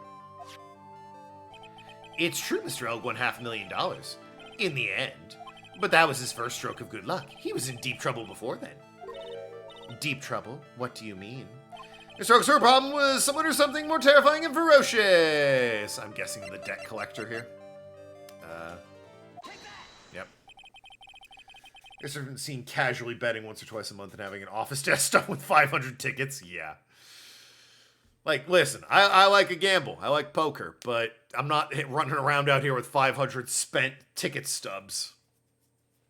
Hell, I don't even do online poker. I play for fun online. I don't play for any real money. I don't trust online poker sites. I think it's too easy to lose real money on that. Like, a lot of real money. I don't mind it in person because you can go in with like $100 and be like, this is what I'm spending. If I lose it, well, what are you going to do? If I win more, great. But if you link your credit card to that shit, that's a problem. That said, all those ads for Sportsbook, I'm keep getting tempted because I do like a gamble. Mr. Elg met with somebody on the day he was killed. He even made a note on this calendar about the meeting. Meet with the Tiger. What is the relevance of that? Are you suggesting Glenn was meeting with him to discuss his debt? Yeah, that's what I'm thinking. But I have never heard anything about this tiger before. Maybe he's not even human. Maybe he really is a tiger. I'm no programmer, but she really expect me to buy such messed up logic. In that case, I think it's time to introduce you to the tiger. I don't have... It's Gumshoe, clearly. The tiger himself. Yeah, I don't have anyone that would be the tiger. Alright, well. Back to très bien. The kitchen. Gene in the kitchen after visiting blue screens. I'll get these conversation options. Très bien. The woman just now. Tender lender. After doing the above, present every available evidence profile to Gene before progressing the story. You must do it now before he disappears. Make a new save after this and do not overwrite it. Okay. You're the boss, guide. You have no self-control. It's also why you're still subscribed to twitch.tv/Tokenlad. If you have no self-control, come on down and spend your hard-earned money on me. I don't deserve it, but I would appreciate it. You get some emotes, and I pretend to love you. Unless it's tier 3, then I do love you. Or you're my wife, and I love you, always, regardless of the tier you're subbed at me to. Ha ha ha ha. Or Noki, who's not subbed at all, so, you know. That's the one exception. This achievement's a pain. Yeah, it is. I agree. Huh? Mr. Armstrong's talking to someone. Oh, it's fucking Adam's family. You're here for Nathan? Oh, well, he's here for free, so. You get him regardless of substats. I sub to no one. It's true. And listen, I respect that. Gotta respect that. All right? Sub to no one. I'm no exception. Fine. Fair enough. That said, if you had a Twitch Prime, I'd certainly love to have some Twitch Prime money coming my way. I'm just saying. Link a Twitch Prime account. Ahem. Not just from Noki, from anyone. Twitch Prime. I'm no one confirmed. No one important. What would your voice be, you spooky bitch? So you just gonna bring me a birthday gift on my birthday to my birthday party on my birthday with a birthday gift? Hey, happy birthday. Noki, enjoy the sub. That'll teach you. I'll be back. I'll be back next month. Oui, notre month. I'll be waiting for you. If you haven't got it by then, I'm afraid it might get a little hot around here. Oh my god, she's gonna kill him by cooking him alive. No, I have everything ready, I promise. I love fire. Oh shit. I love fire, you know. I love the way it crackles. No, stop. I beg of you, you tiny woman who I could easily fend off with my giant arms. No. Then don't let me down. I'll be watching you. But no, this is not necessary. You can trust me, mademoiselle. Talk to anyone, and I'll drive a knife Jesus. right through your heart. Oh no, you don't have to worry. You know far too much. Maybe this will help you relax. It is the oil of sandalwood that is from my bathwater. I do love raw meat from time to time. So she did it, right? She, like, killed a man? That's what happened here? I'll be taking my leave. Goodbye for now. She killed a man. That is absolutely who killed the man. I have les shivers. I must rub some of my oil all over my body before I become a nervous wreck. Phoenix is like, Maya, let's see where this goes. There, oh oui, that feels good. Ah!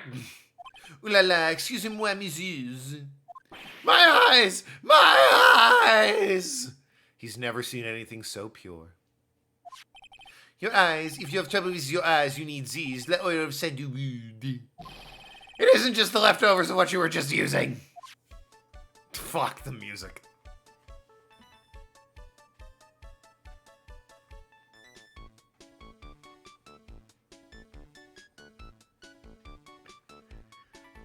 Anyway. Ahem. Don't you look at me with those eyes, you beautiful man. Don't you tempt me, you seductress. Talk, sure. Talk through Tribune, the woman again, and then Tenderlender, and then show him everything. Got it. You don't exactly have many customers, do you, Mr. Armstrong? No, you're right, monsieur, but perhaps it is the perfect time for you to visit me, no? That way I can give you my undivided attention and cook for you a dish of cream. You got a brave face, huh? That's what girls do, Nick. But you are right, business is very difficult these days. Perhaps the name is the problem. People do not understand it. They think it is Trey. I just wanted people to think that my restaurant was exclusive. But they think you serve fast food on cheap plastic trays? Nick, that's the kind of thing that can make a girl cry. Have you forgotten that Mr. Armstrong is a man, Maya? I'm not going to comment on any of these remarks. The game's from 2006. But this restaurant is my life. It is everything to me.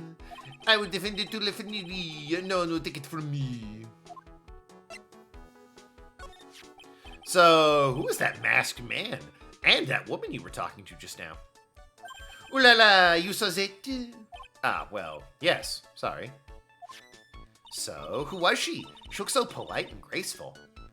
Polite, graceful. And she likes raw meat and fires, right? Seems like you could cook the meat with those fires, but what do I know? Yeah, we were there. We just saw this. What do you mean? Now that I think about it, that did happen 30 seconds ago. Hey, Maya, I think it's pretty clear what kind of conversation they were having. You think so? Well, then let's show them that piece of evidence and see what happens. Alright. Loan contract? Yeah. So long as that paper exists, I am but a delightful angel with broken wings. An angel, huh? Doesn't bode well when you think about it. Oui, they kept harassing me month after month. In the end, I had to give in. I agreed to help them. Help them? With what? I mean, sir, if I did not owe them the money, I would have refused. But my hands were tied. Please! What'd you agree to help them with? No, I cannot say. If I tell you that woman, she will slice me up. And eat me with the ganache. Why are you making that pose for it? Ew! I hope he doesn't mean that it'll literally be sliced up and served with garnish. I'm gonna guess that woman has something to do with your loan contract, am I right? Please, Mr. Armstrong, tell us about that woman. Okay. that woman just now. Yeah, so clearly this guy... I don't know how exactly it happened, but clearly the fucking huge dude, who I'm assuming is the Tiger, and this bitch killed Glenn, I would assume for his lottery ticket, but it sounds like they still have that. But they clearly killed him for some reason, and had this guy help stage the crime scene to make it look like Maggie killed him, but also the old man didn't, like, he was meeting with the tiger, but the old man didn't see the tiger for whatever reason. I assume they met here at the cafe, which is why Maggie saw him sitting with another man. When was the, hold on, did the... You really couldn't have a time on there? Meet with the tiger. Couldn't be like, noon to really be like, aha! Or, 4 in the afternoon to be like, aha! Or meet at the Tribulations, aha! Anything, just meet with the tiger. Cool, thanks. The woman who was here earlier, I take it that she's, Why is it come to this? What a tragedy. Suddenly I find myself so deep in the debt, it is a sign of the bad, bad world we live in. No, I'd say it's more a sign of the bad, bad culinary skills. The woman who was here, she's a scary woman. She's from the loan office. Loan office? Is that where you borrowed $500,000 from? Oui, tender lender, it is called. Catchy name. Just hearing it makes me want to borrow some money. Please, you must not borrow from them if you must. No more than $10. $10? Sounds like your whole monthly stipend, Maya. Hey, I get a bit more than that, thank you very much. From who? So tender lenders in the loan office you borrowed $500,000 from. I wonder if they got anything to do with this case. No, you think?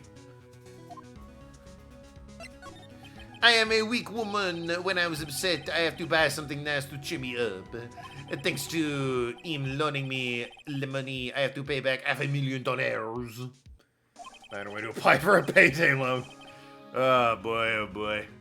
Yeah, you can repossess Nick's office. What do I care? It's not my office. Money, please. I am like his slave. I have to do everything that he tells me. Who is this he? Le Tigre. The tiger? Oui, he is the manager of the tender lender, a terrifying man, le big city mobster. And when he shouts at me, my knees tremble and his voice is ringing in my ears for 3 days. As soon as I hear the noise of the battered old scooter he rides, I start to cry. A big city mobster rides a battered old scooter? Does this guy resemble me, by any chance? Oh, no. This man is a presence, a most formidable personality. Not like you beta cuck. Oui, he does have a little spiky hair, just like you. Oui, there is a resemblance here, I suppose. Sounds like this loan office is worth checking out after all. If you want to visit the tender lender, it is just beyond Vitamin Square. Hey, Nick. If you need money, I can loan you some, as long as it's less than $3. Thanks for the offer. Just beyond Vitamin Square, huh? All right, you. Get ready to comment on everything. Whoops. There you go.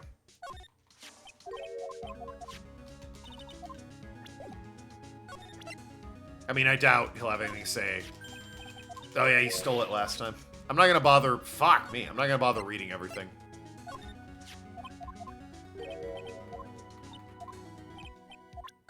MC Bomber. But, yeah, I do have to present everything just to, get his French words.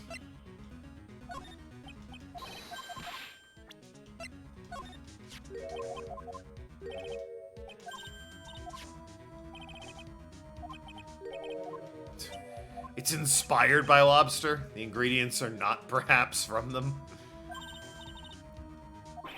99% perspiration, 1% inspiration. Good lord.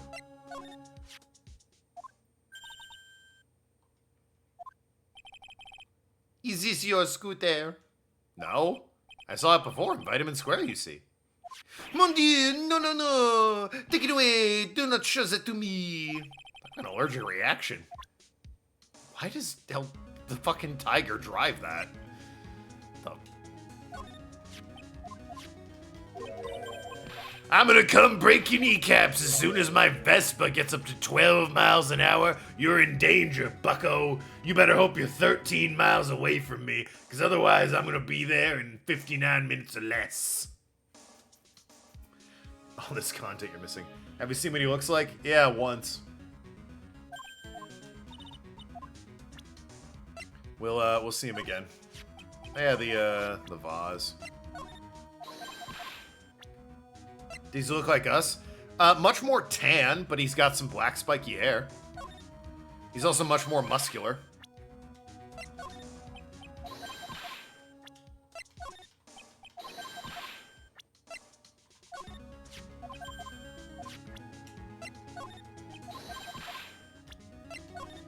Maybe Phoenix is jacked under the suit.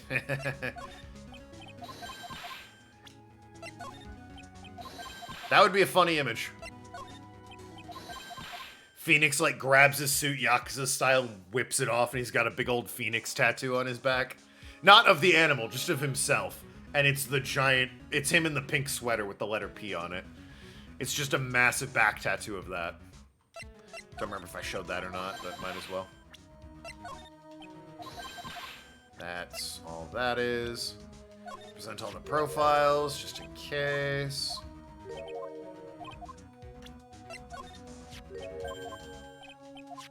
That's the sister.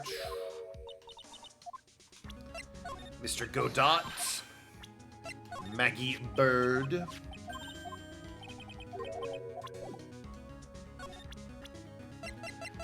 Mr. Elg himself. Gumshoe. Kudos. Yourself.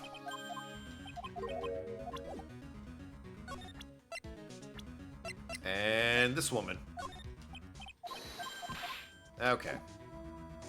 Now then. Save down here. I've showed him everything just in case. And let's go to... Oh, for God's sakes. Well, I'm gonna head back to the precinct now. You got a big meeting starting in a bit. About Maggie's case, you mean? No, that's pretty much wrapped up now. There's another big case going down at the moment, so she's been pushed aside. Okay, well, see you later then. Bye. Alright then.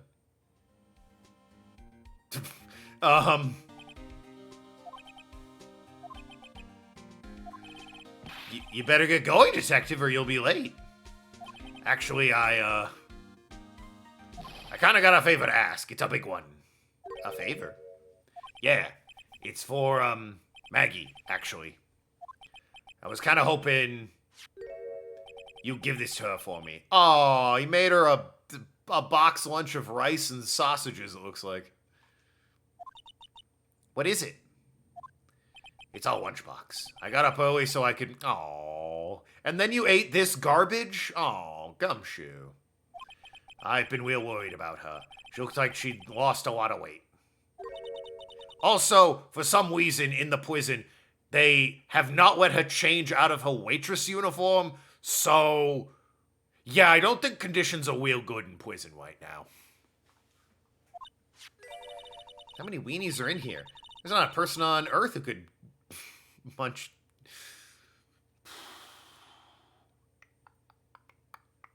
There's not a person on Earth who could down this much meat. You think? I love weenies. Can't get enough of their tender juiciness. Ayo, indeed. Gumshoe's in the brightest block around, but he's got a heart of gold. It's true. The waitress outfit is the same color as the prison jumpsuit. Okay, but then why is there a bow and an apron involved? Why is that part of the prison jumpsuit, huh? Also, Capcom, you knew what you were doing. So will you give it to her? It took me ages to make, so please say you will, pal. I can't exactly say no, can I? Gumshoe's lunchbox, a tenderly handmade lunchbox, fills the stomach with love and plenty of weenies. Just say hot dogs or sausages. Maybe I'll eat it myself if I get hungry. Don't forget, okay? I'm counting on you to give that to Maggie. Yeah, next time I see her, dude. He's finally gone. I'm sold. Now I want to consume some weenies. Okay. Vitamin Square. Oh, God. Up, the scooter's here. Hold on. There's another achievement coming up involving, I think, at the Tender Lender. Yeah, I have to have the woman there offer me donuts. Ahem. I don't see any sign of Mr. Kudo, do you? Maybe he went to buy another ton of birdseed. I was kind of hoping he wouldn't be here anyway, at least not for now. Besides, any more seeds today, and I'm liable to turn into a real phoenix. Well, look whose ride it is. How do you know whether you got the other achievement? Did it pop? It won't pop until the trial the next day. This is... You need to do that like 3 times. Check in with Jean Armstrong, but at different points in time every time. Which is why the achievements suck so bad. Hey, check this out. I wouldn't get too close to that if I were you. Otherwise, you might be in for a shock. My phony must be lurking someplace nearby. Why is he at a kid's park? Just imagine, a tiger loose in the city. Meanwhile, the real phoenix is an abandoned chick, lost in a vast urban jungle. Huh? Don't worry, someday you'll grow up and become a ferocious tiger too. Don't lose hope. Why are you trying to pep talk me into becoming my phony? What was it Tokyo Jungle? The game where you like play as a Pomeranian murdering rabbits or whatever at the start. Well, that was an interesting game. It's a real shame they never did anything else with it. Or, as far as I know, it never got ported. I hope it got ported. I might want to play that one day just because it's weird. What the fuck is this? What's with the fluffy nature boy ass robe in the back there? And that's my suit! It's got the badge on it and everything! What do you mean? Jesus! And there's like a knocked over thing on the ground there. Oh, is that meant to be like a bonsai thing? Behind the text box. Above the options thing. Let's get a tan. Yeah. Woo! Yeah, that's absolutely a nature boy ass robe there. Like to the point that might be a reference.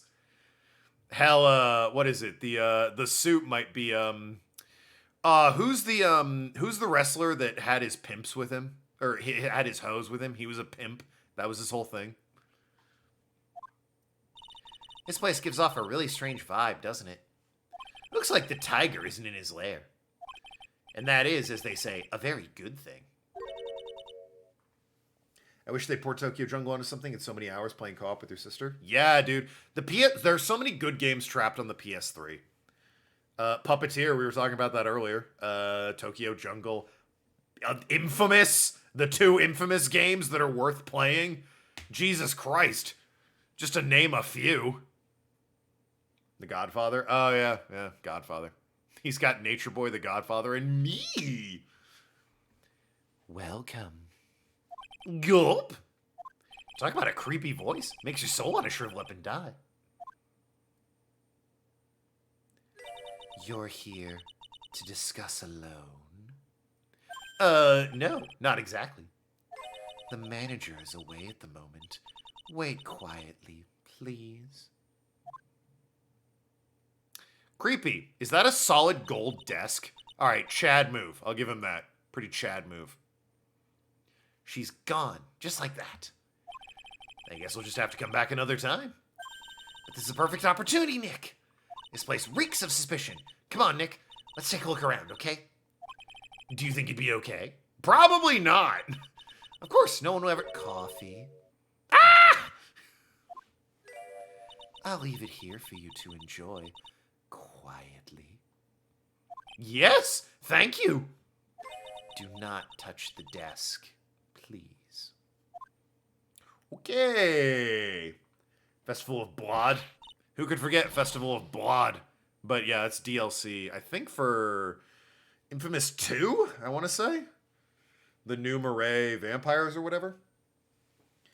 But Token, don't you know the PS3 has no games? That was the meme. But looking back on it, we were fools. I mean, like I said, Puppeteer, Tokyo Jungle, Infamous, Dead Souls, trapped on there. For a while, Demon Souls was, but that at least got a port. Sound Shape, well, I got a PS4 port. And you can't download it anymore, which is a shame. I like that game. Played it a little bit. PS3. Little Big Planet. The Uncharted quadrilogy got ported, so that's at least been rescued. Kenzen, games I actually want to play.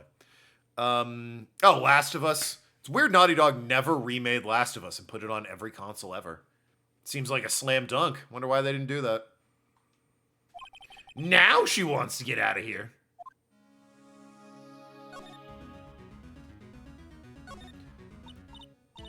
All the Resistance games? God, now I'm annoyed. Why isn't Resistance on? You don't... Insomniac has said they don't want to make any more Resistance. Fine, whatever. It's a good shooter, but sure, let it die because you're fools. At least put it on a collection and dump it onto something I can play without needing to dig out my PS3. Please. And no, PS Plus doesn't count. They ported the PSP game? Oh, well, thank goodness. Metal Gear Solid 4. Yeah, for God's sakes, man. That's another one. Put that on PC. Why isn't it on PC? Every other Metal Gear in the world is on PC. That's, worth playing. Oh no, someone dropped an ashtray on the floor. That's gonna be a nightmare to clean up. Yeah, it's all over the rug and everything. I accidentally knocked over a really big space heater once. Cleaning up was such a pain. This is one of those super antiques they have to burn a ton of charcoal. Woof! How'd you manage to knock over one of those? Aren't they supposed to be super heavy? It's true. Oh, hey! There's a book of matches here, too. Ah, très bien, you say. Matches, huh? Places don't give these out much nowadays. Hey, wait a second. What is it? Look what's printed on its cover. It says, très bien. Yeah, okay. These matches could come in handy. You might be able to use them. Yeah, the pilot light for the office boiler keeps going out. Swing and a miss, Maya. Swing and a miss. Let me double check. Well, that's when I have to talk to her. When do I need to... Yeah, okay. Good luck on this one. Yeah, you're not wrong, guide. Thank you. But yeah, PS3 had a lot of fun games. To Nathan's point, Crack in Time. Although, again, that might be on PlayStation Plus or PlayStation Now or whatever. But that service sucks, so I don't give a shit about it. We'll do my suit last, because obviously that's the one I'm supposed to click on. Let's see, the round doll thing is called a Daruma, I think. I figured I'd read a book or two and be more cultured, in case you're wondering. And definitely not because we're in Japan. You mean you aren't making stuff up for a change? Heh, bet you also didn't know that no matter what, he's always Wright himself.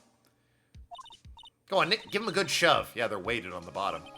Only if I feel like dying. Now, this yellow thing, that's a Japanese chess piece. It's called a king. It's shogi. Just say shogi. Shogi's a thing. People know what shogi is.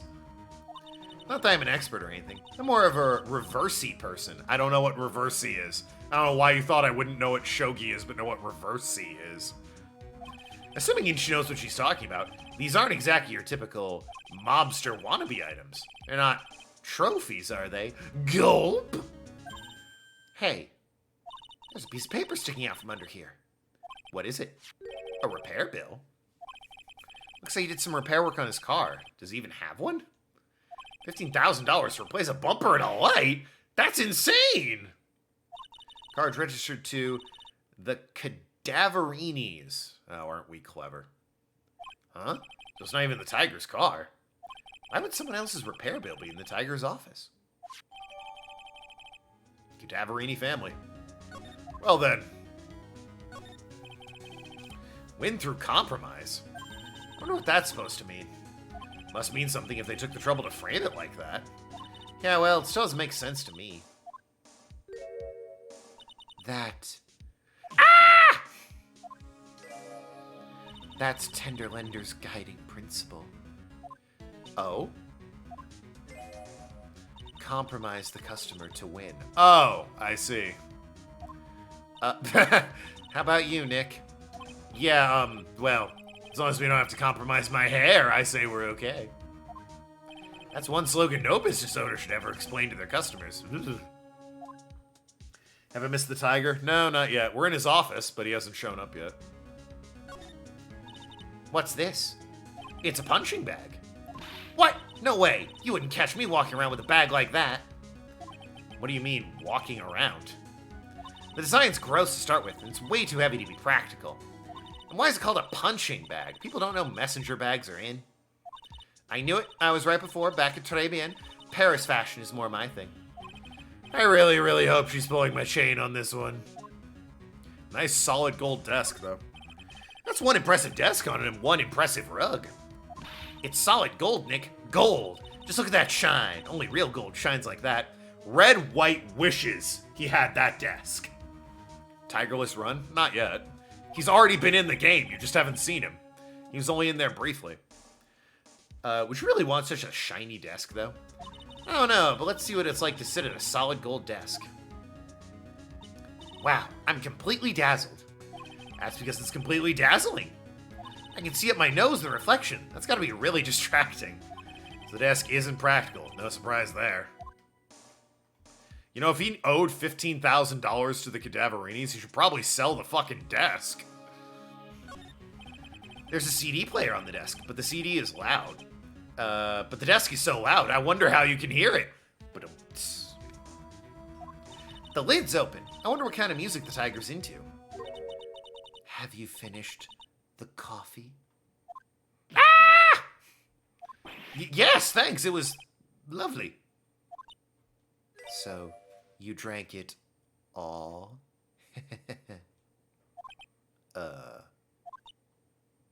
Gulp. If you touch anything else that doesn't belong to you, there's always another cup. Okay, then. That coffee? It was laced with something. I'm almost sure of it. Nick, my stomach, it's killing me. Oh, wait, maybe it was the burger I ate for breakfast. Hell yeah, breakfast burgers. Reversey is similar to Go? Oh, all right then. I sure hope so. Better take a look at that CD while we're still alive and have the chance. What the? What? It's not the Rocco soundtrack, is it? Claw of the...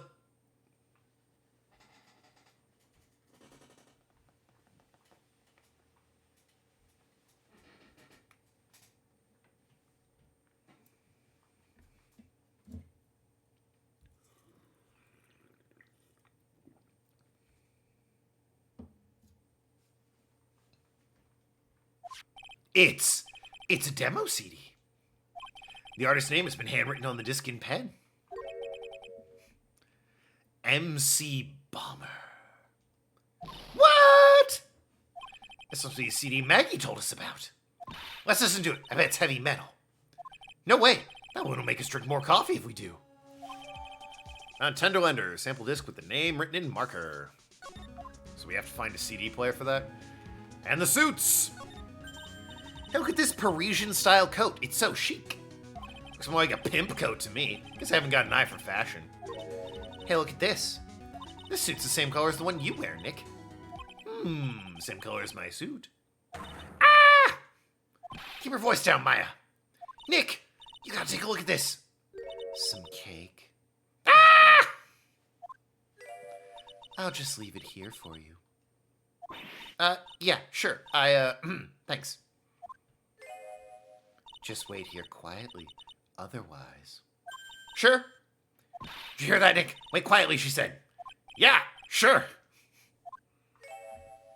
Don't quote me on that. Did a quick search. Might be getting it wrong. Might gather Reversey seems similar to Go. Well, given they were talking about shogi and Maya was like, I'm more of a Reversey kind of person, I can believe that that was what they were referencing. A game similar to Go. I have my eye on you. Only so I can take care of you. Understand? She never actually leaves the room. She just disappears every time by fading out. Nick, I'm scared. So? What were you getting excited about before? Look, on the lapel of his suit. It's cardboard. Is that even like... I guess they are kind of scales of justice. Fucking cardboard ass badge. That's an attorney's badge. Is the tiger a lawyer? No way! Look at this thing, it's made of paper! Non-tender letter, made of cardboard and painted to look authentic. Couldn't even spring for, like, a metal badge from a costume shop. You had to get a cardboard one. For some reason, your badge suddenly looks really cheap to me, Nick. Why doesn't anyone recognize an obviously fake badge when they see it? Hey. 7-9, it's the tiger.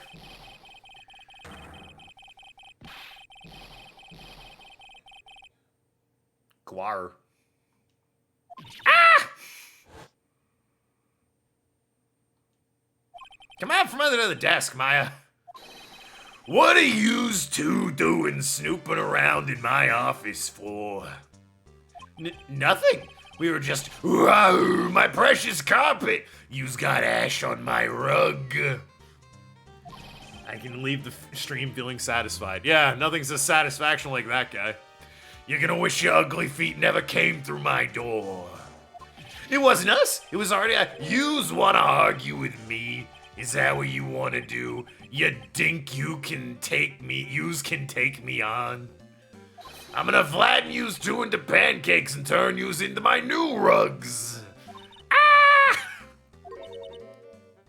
Oh, Don Tigre, you're back. Ah! That voice. It's like evil seeping through your head through your ears. Seeping into your head through your ears. I'm sorry, Don Tigre. I knocked over that ashtray earlier, and... Eek! Has she got a death wish or what? Oh, right. Huh? Oh, is he just like a complete kitten around her? Forget about it, Violetta. It's nothing. What? I ain't gonna get mad at you. You're too cute, you hear? Yeah, he's got it bad for her. That's so unfair. Phoenix, be cute. Be cuter. All right, let's be fair. Phoenix is pretty cute. Be cuter, apparently. Here, have some cookies. I just baked them. And you'll need some strong espresso while you're discussing your loan.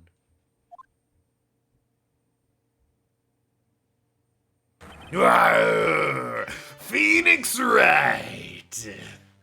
Yes? You's either crazy or just plain stupid to chase after me.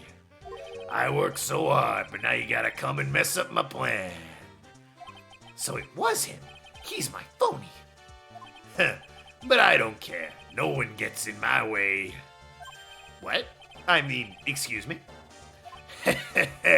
You should have left the little girl at home, right? Some digging. There's some difference between Go University, Go being more complex, and some rules here and there being different, but overall they're similar. Okay.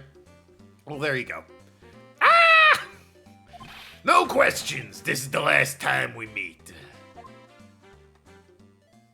Well then. Is Nick gonna get his ass beat again? Has he, well, other than Von Karma tasing him, I was gonna say, has he gotten his ass beat? He also got knocked out by a rich, spoiled kid with a fire extinguisher. I think those are the only times Nick's been beat up. Well, that and, you know, Von Karma whipping him and Godot throwing coffee at him.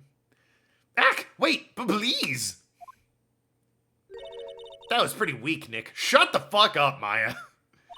You wait until he was out of earshot before you shouted after him. Like you're one to talk. I didn't hear you scream, hold it, either. The espresso. Ah! Fucking Maya.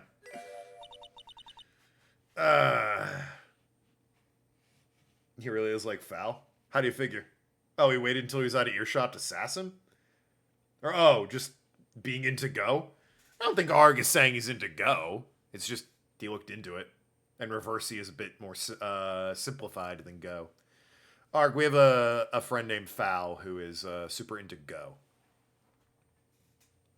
But no, Maya mentioned something about Reversi, and I said, I don't know what that is. And Arg was like, yeah, apparently it's like Go.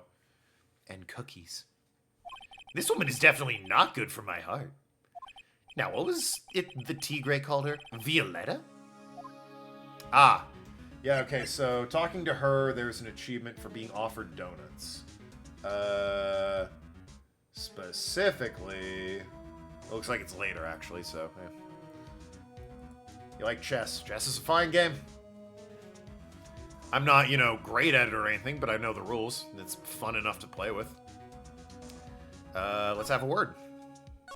So, I'm kind of curious about your company, Tender Lender. With the warm and friendly atmosphere you'd expect from a family-sized business. A conscientious rate of interest and an attractive repayment policy. Why do I get the feeling this sentence is not going to end well? We will tenderly lend you that little bit extra here at Tender Lender. Hey, Nick, things are a bit tight at Wright & Co. at the moment, aren't they? I mean, there's that $500 you owe me from our card game for starters. Why don't you take out a loan? Would I like to take out a loan from a place like this? Not so much. Tender Lender is on your side. So, let's say I'm late with my repayment. What happens then? We'd give you more coffee. Strong coffee. Right. I think I'd rather skip town. Hey, just remember I can make strong coffee too, Nick. Strong tea as well. She doesn't get it. She would actually just make really strong coffee or tea. Yeah, you tenderly lend money and not so tenderly get a return from the investment. Yeah, it's true. So, do you know anything about the incident we're investigating? What incident? Well, a man was poisoned in a restaurant just near here. That incident. Let me see. I was here that day with the manager. The manager being the tiger. Furio Tigre. Of course his name's Furio Tigre. Furio? Tigre? So that's where the tiger thing comes from. Yeah, you know, and everything else about him. Zinniop's got a real name, Nick. Hurry up and find out more about him. Okay. What do you think of yourself? About this? Oh, more coffee. Not much to say, huh?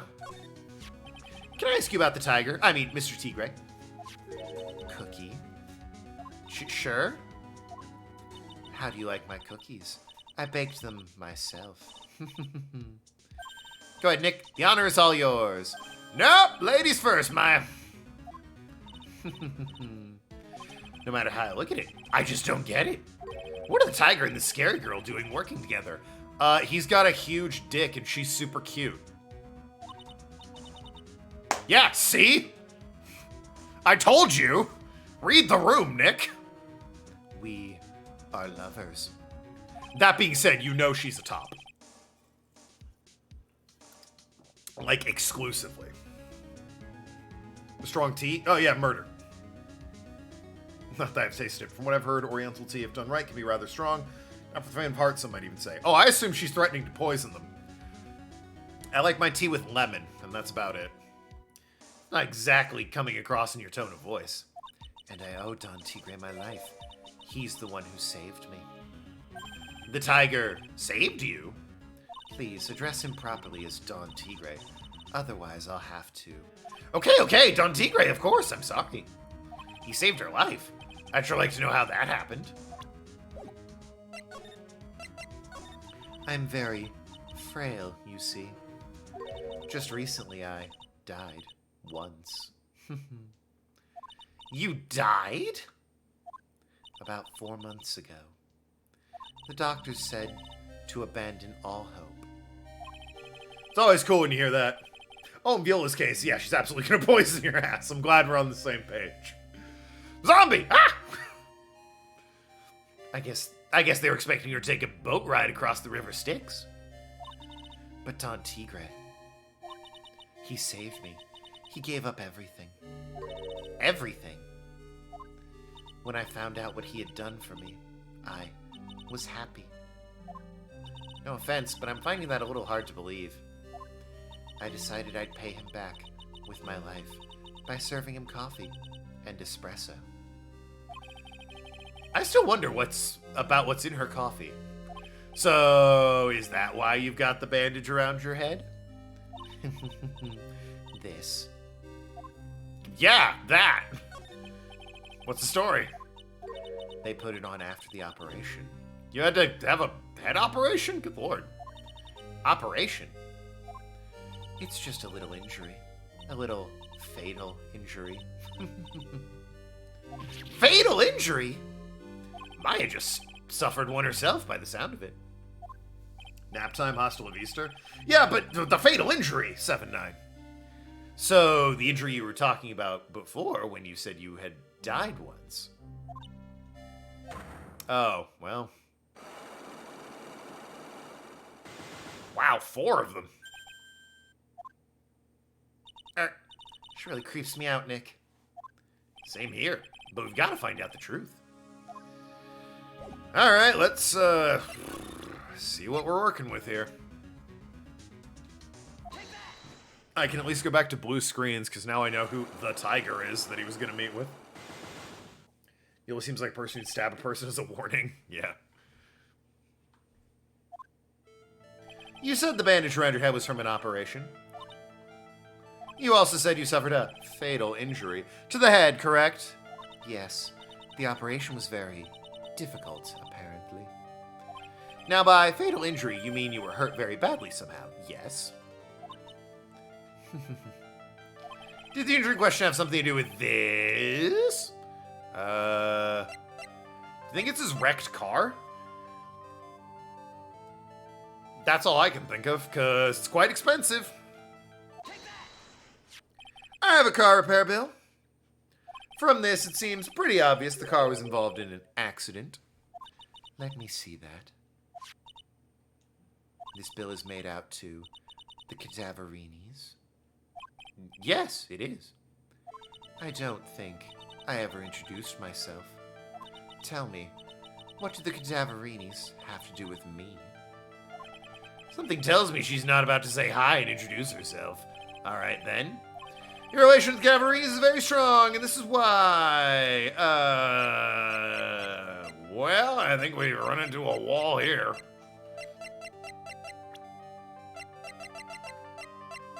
Violetta age, we don't know. Possibly a part of the staff at Tenderled or a thoroughly bitter person.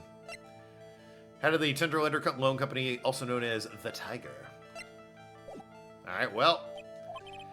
Stopped at the first hurdle.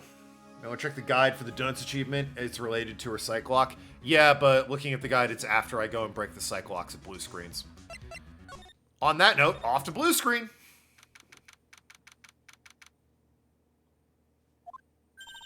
There he is! Old Seedy's back, feeding the pigeons again. There, take this and this. Get out of my park. Like I thought, he's really mad. Come on, Maya, just keep your head down and let's sneak away while we still can. What? Why? Hello, old man. What are you doing, Maya? Huh?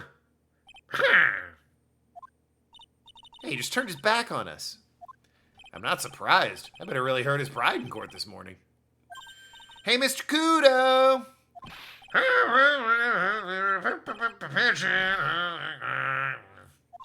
Look, I really need to talk to you, alright?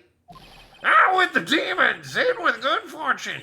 Ow! Ow, ow! Seeds! Shell splinters! Painful. I always knew you were a demon, Maya. Guess we have to have a word with him. Also, I just got a text. Why did my phone alert me that a guy on Twitter just said, any gooners in chat? Yo, any gooners in chat? Let's get this trend going, shall we? Thanks, Ray. Alright, how about today's trial there, old man? I'm sorry about what happened in court earlier today. Huh! And what are we talking about? Behind my back now. An horny old man who was busy looking at servant girl's backside. I can't remember her face. A filthy, depraved animal. Not at all. I would never call you an animal. Are you listening to me, boy? I don't care what you say. I saw the waitress put it in. She put some white powder in the young lad's Javachino. We hear you. And another thing, the young layabout was wearing an earpiece. The same sign on ends of his broken spectacles. We're really sorry. So I made a little mistake about the vase. So what? I know what I saw. I tell you. Okay, take it easy. Please, Mr. Kudo. Don't tell me to take it easy, you spiky-haired brat. Take this. Fun conversation.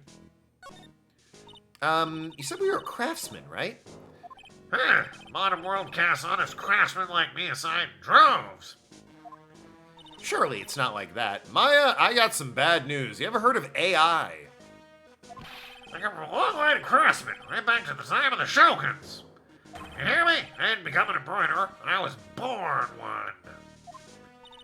Actually, I'm kind of in the same situation myself. Aye, yeah. I wanted to stick my finger up the dribbling old judge's nose and scream right down his ear hole. Objection!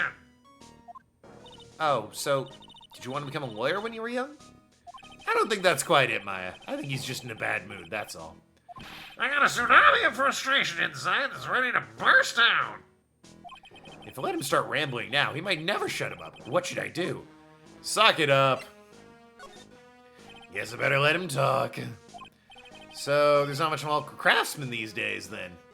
Of course not, you idiot. All I'm good for nowadays is running errands. Errands? Everyone takes advantage of the elderly. Buy some bread, Gramps. Take the dog for a walk, Granddad. Alright, Maya, kind of hard to replace the skill set you specialize in. It's true. Not exactly outsourcing spirit mediums to a cheaper third party there. Feed the pigeons, old man. What am I, some sort of two-bit community handyman? Well... Buy some bread. That I can understand. What's the point of feeding it to seedy pigeons? Why don't people just say what they mean? Get lost. That's what they're trying to say. Oh, yes, I'm just inconvenient, you see. They're sending him on errands to buy bread and feed to the pigeons just to get rid of him. At home, at the restaurant, I just get in the way, don't I? I'm sure you don't. Wait a minute. What did he just say? At home and at that restaurant. Hold up. By restaurant, are you talking about Tribulations? Did you get asked to run an errand there too? Yes, I did. The very day the young brat was poisoned. What? Didn't feel the need to testify about this, huh? Idiot. I hate you. I hate you so much. So on the day of the incident, what were you asked to do? Glad you asked, boy, because I'll tell you what I was asked to do. Does this guy's ancestor show up in the Great Ace Attorney? Because it'd be very funny if it did. Just saying. Just saying. All of a sudden, the young lad slumped over on the table. The serving girl collapsed. And I broke that pose. It all happened so fast, there was a bit of a daze, you see. And the owner shouted over to me. Excusez-moi, you call the police. Call him yourself. I should have shouted back. They didn't have time to. They didn't think of it at the time. So did you end up calling the police? Like I said, it was a bit of a daze. Did you call them on your cell phone? Ha! Do I look like I have one of those newfangled thingamajigs? Or as I call the ancestor of the old timer does not show up in that game, but I might be wrong. Well, maybe. It'd be a cool little nod to his character. His beloved character that I despise so much. I went out looking for a payphone, of course. You're looking for one? I couldn't find one right away, you know. Wandered around for 5 minutes or so. 5 minutes? So for 5 minutes after the incident happened... Yes, sirree, the owner was at Tribune on his own. Why didn't you mention this in court this morning? Well, I would have if you given me the chance. You all bullied me out of that courtroom. Flashback.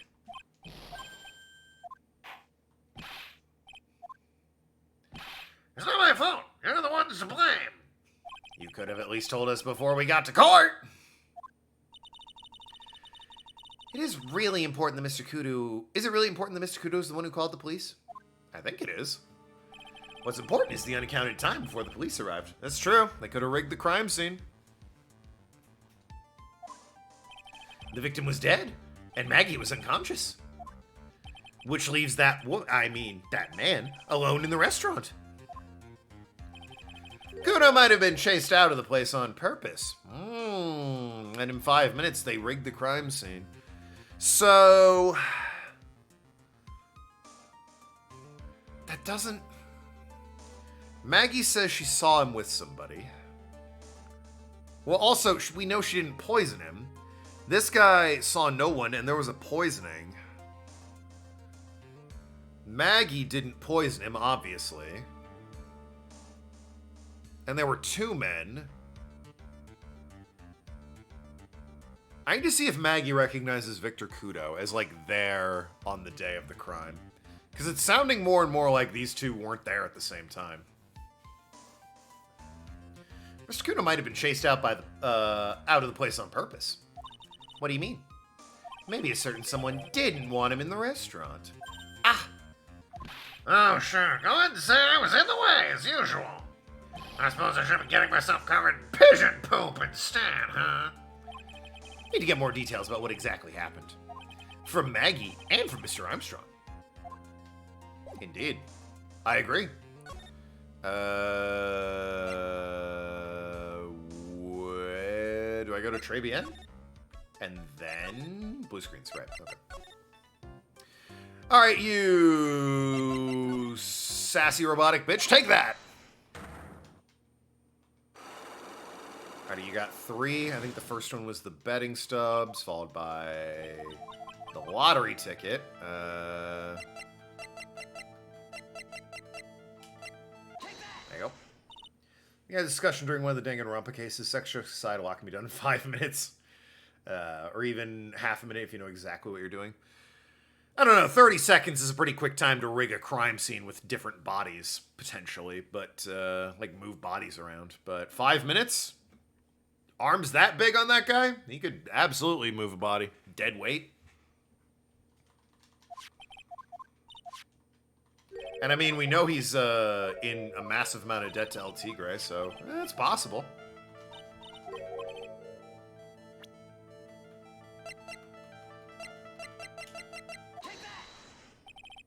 Lottery, horse racing, etc., etc.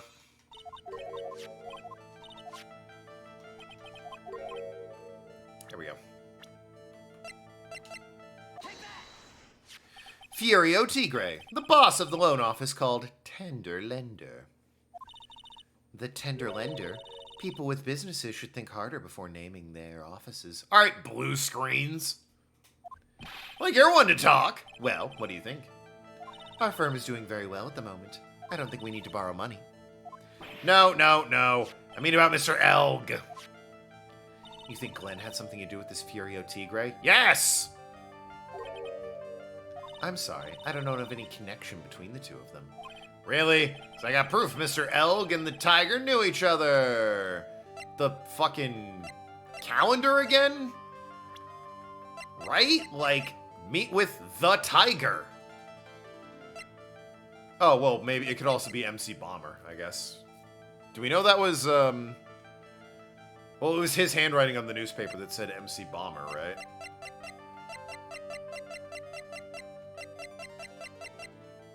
Yeah, doodle in the victim's handwriting. MC Bomber. And then a CD that says MC Bomber.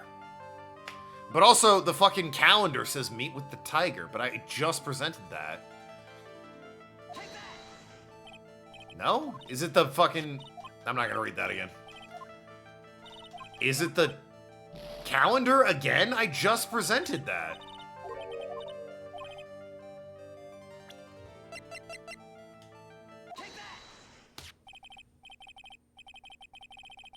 Really? Meet with the tiger. Oh, that could be anybody. Here's this man named the Tiger. Oh, well, there's no proof he knew that guy. Here's the same fucking calendar that says the Tiger on it. Oh, now that you mention it, that does. Yeah, okay. Like, what were we doing, game? What? Anyway. Rigging crime scene may be a stretch in half a minute, but in one of the Danganronpa cases involved killing a dude in a 3-second time window.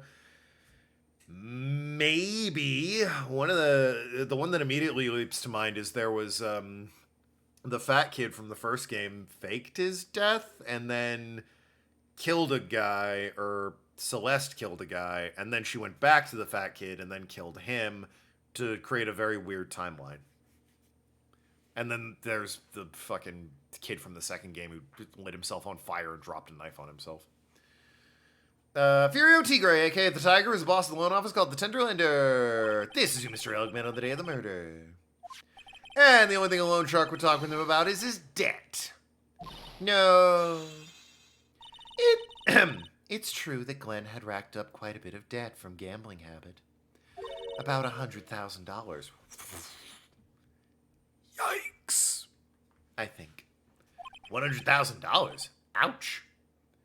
But I heard he won the lottery, so he should have been in the clear. Shame Maggie couldn't get that bit of good luck. Okay. So the guy got lucky and won the lottery. But what if he hadn't won? What was his plan then? Well, this isn't easy to say, but... Well, the third game had a dude in a 30-second killing time frame. Cool. Don't get too much into detail. My wife is still playing through the third game. Doesn't want spoilers. And that should be the end of that discussion.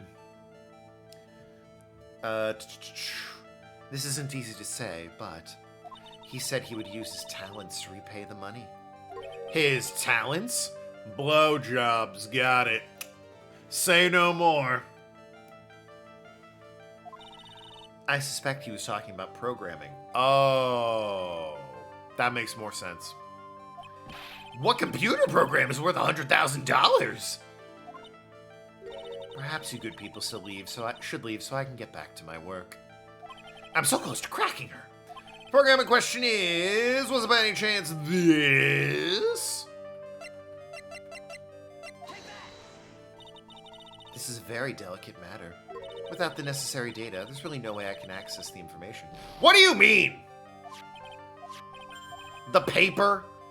Do I have to show her the paper? What do you mean? Oh my god. I need to... I don't know what MC Bomber is, do I? It's, Glenn Clear... Kai hasn't finished D3. She tends to drift between games she plays.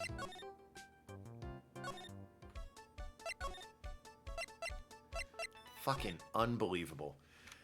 We have him having written MC Bomber on a paper in his handwriting and a CD that says MC Bomber. Clearly, the programmer has the CD. But Phoenix can't connect those dots. So I have to go play the CD somewhere. And figure out or have it analyzed or something. And figure out it's a computer program.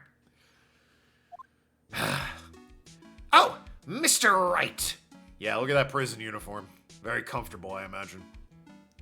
Hello, Maggie. They finished questioning you? Wasn't it just unbelievable in court today, sir?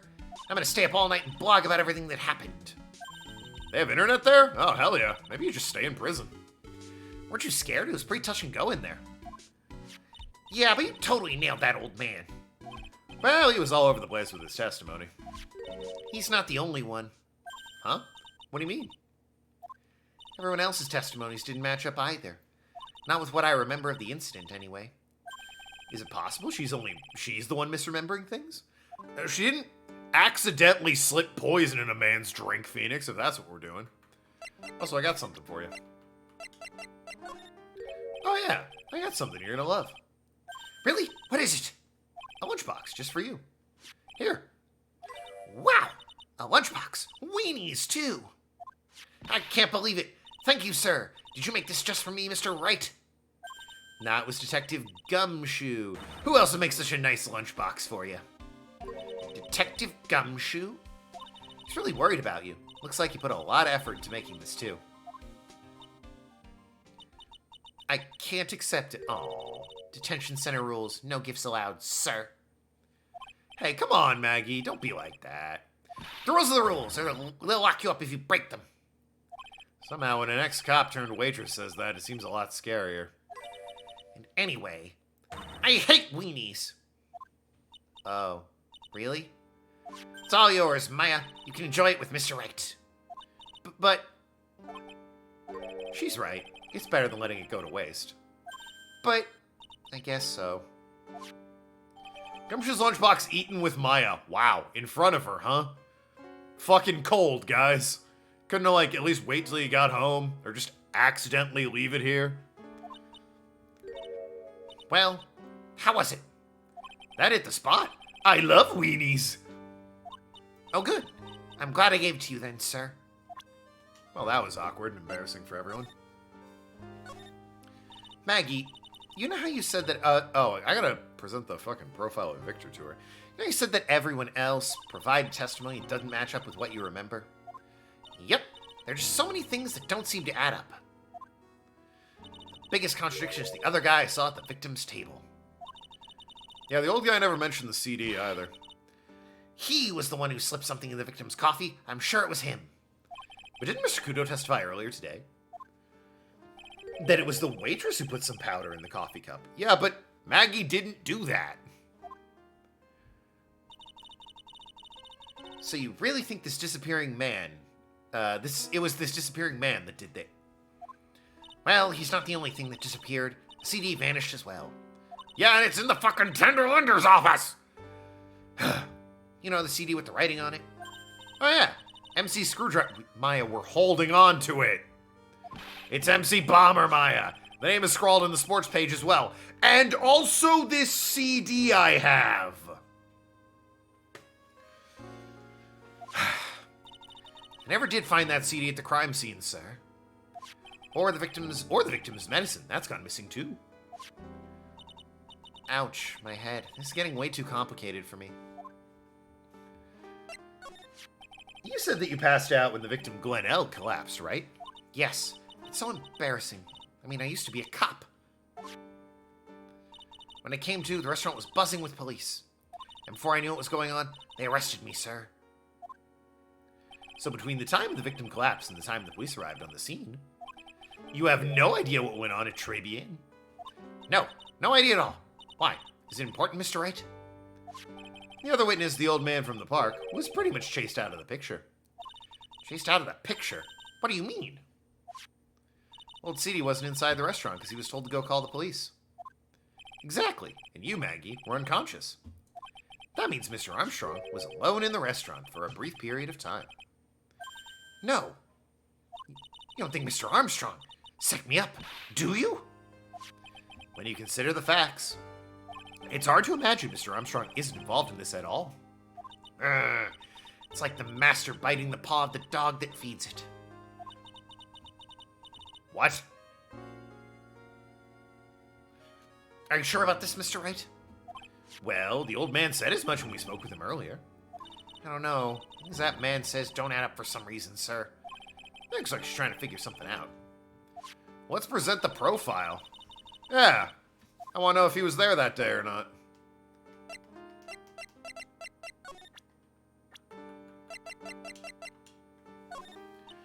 I feel much better after trial this morning.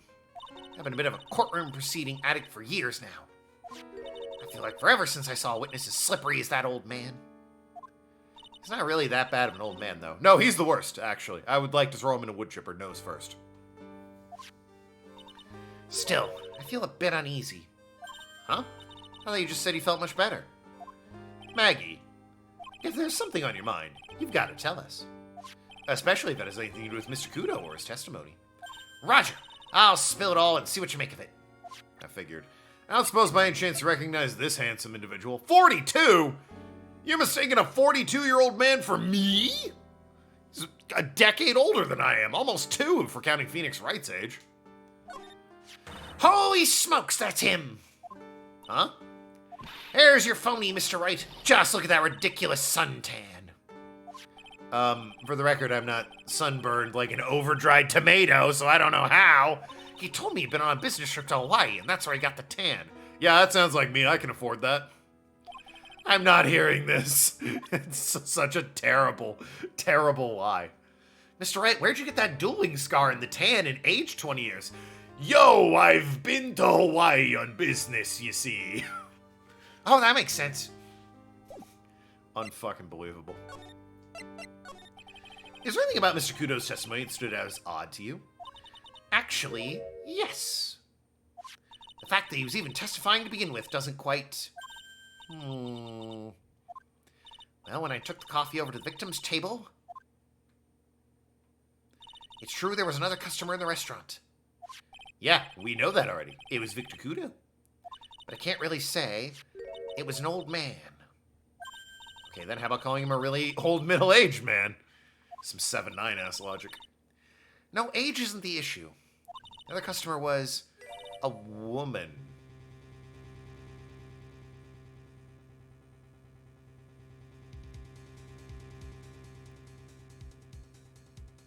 A woman? They have those here?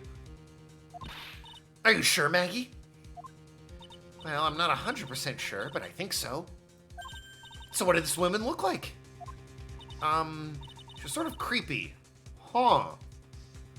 So Viola was there. Along with, El Tigre. So hear me out. El Tigre and Viola are there discussing MC Bomber's loan. He wins a $500,000. They kill him. Maggie faints, seeing the dead body. Then how did Victor... What did Victor see? I mean, she's got dark hair like Maggie, and he only saw her from behind. She could have been pretending to be Maggie? And then fake poisoned someone? But who'd they fake poison? They can't poison Glen Elg twice. And she had a kind of cackling laugh. Creepy. Cackling? Why do I get the feeling I've come across a woman like that recently? Maya! Any chance it's, this bitch? Nah, you don't recognize her at all. Okay, that's a shame. Would have been super useful if you had. Anything else to talk about? No, okay. Interesting, interesting. Where's that headed? Oh, where's a CD player in this bitch? We got one here. Gumshoe, you got a boombox on you? The main server just went up in smoke. Why the heck is the press conference set up yet? The superintendent's already here. Yeah, and there's a problem with the internet, too. I already told you to stop using your computer, Chief. But I'm watching videos online. I'm catching up on my Asian soap operas. How will I know what happens to Strong Woman Dubong Song now? I'm hip with the kids. It's gonna have to wait, Chief. I'm throwing the switch. No! Just when some young guy... Fuck off. Fuck off. Fuck yourself. Fucking... Oh my... Some young guy. Absolutely eat a dick, Capcom. What the fuck do you mean? Shut up. Fucking hilarious over here, Capcom. Laughing their asses off. You assholes. Shut the fuck up. Is that what you watch? Some young guy? That's what he's watching. More, like I said, more of a Strong Woman Dubong Song kind of guy. Just when some young guy was about to confess to his son's hot-to-trot girlfriend. Ooh, getting spicy. Wow, this place is really buzzing. Something must be going down. Something really big. Huh? What are you doing here, pal?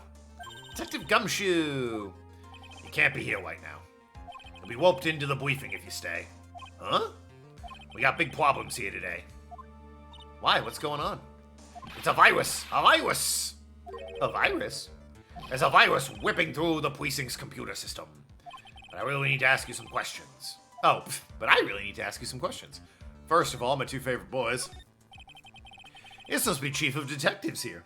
This case has some great KEKW knee slappers. Uh-huh. Sure. Haha, indeed, Nathan. I'm gonna fucking fly to Chicago and beat you to death. How's that sound for a knee slapper? In-game. Twitch, don't ban me. In-game. This must be a chief of detectives here. He looks lost now that the power to his computer's been cut. Oh, well, guess I'll just have to read the paper. Alternatively, you could read some reports. Just a suggestion. What is this? The paper's more than a month old, and someone's written all over it. Who's the clown that put this on my desk? Well, speak up. He just wadded up and chucked it in the trash. But that's an important piece of evidence. Okay, it's still in my thing. Thank goodness. He'll slap my knee. In-game. In-game. Must be one of the detectives. He's mumbling something to himself. Your batteries won't last forever. Remember that when you're having fun. Hey, yo, Capcom, we okay? We fucking feeling alright, Capcom? What is that supposed to mean? What the fuck do you mean by that, Capcom? Hello? Interpret that in any way other than the obvious. What are you talking about? What could... Like, he can't be talking about that. So what the hell is he talking about?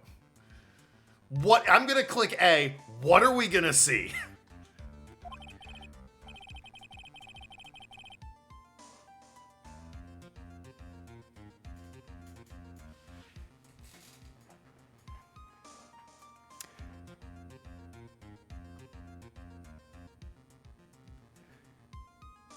Maybe take it again. Give it another...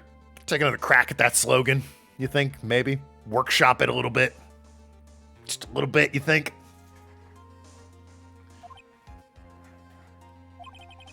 He must be coming up with slogans for a fire safety campaign. I guess. Does he even know he's trying to get across anymore?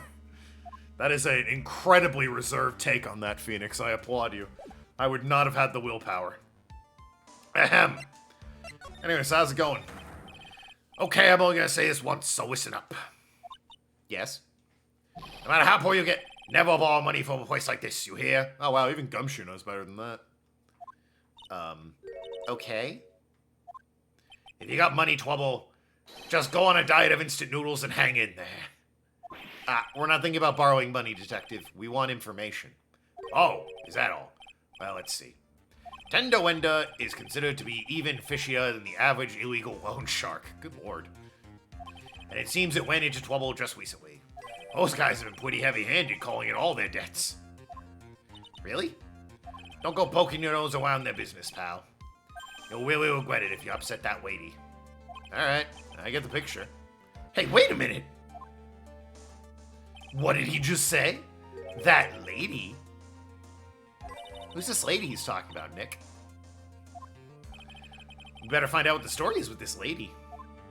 Guess I'll present her in a minute here. So what exactly is a computer virus, Detective Gumshoe?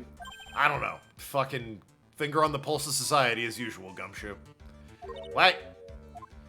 Look, I just go with the flow, alright, pal? And here I thought detectives were supposed to be somewhat knowledgeable. What's with that face, pal? You think I know what a virus is? Well, Nick, do you?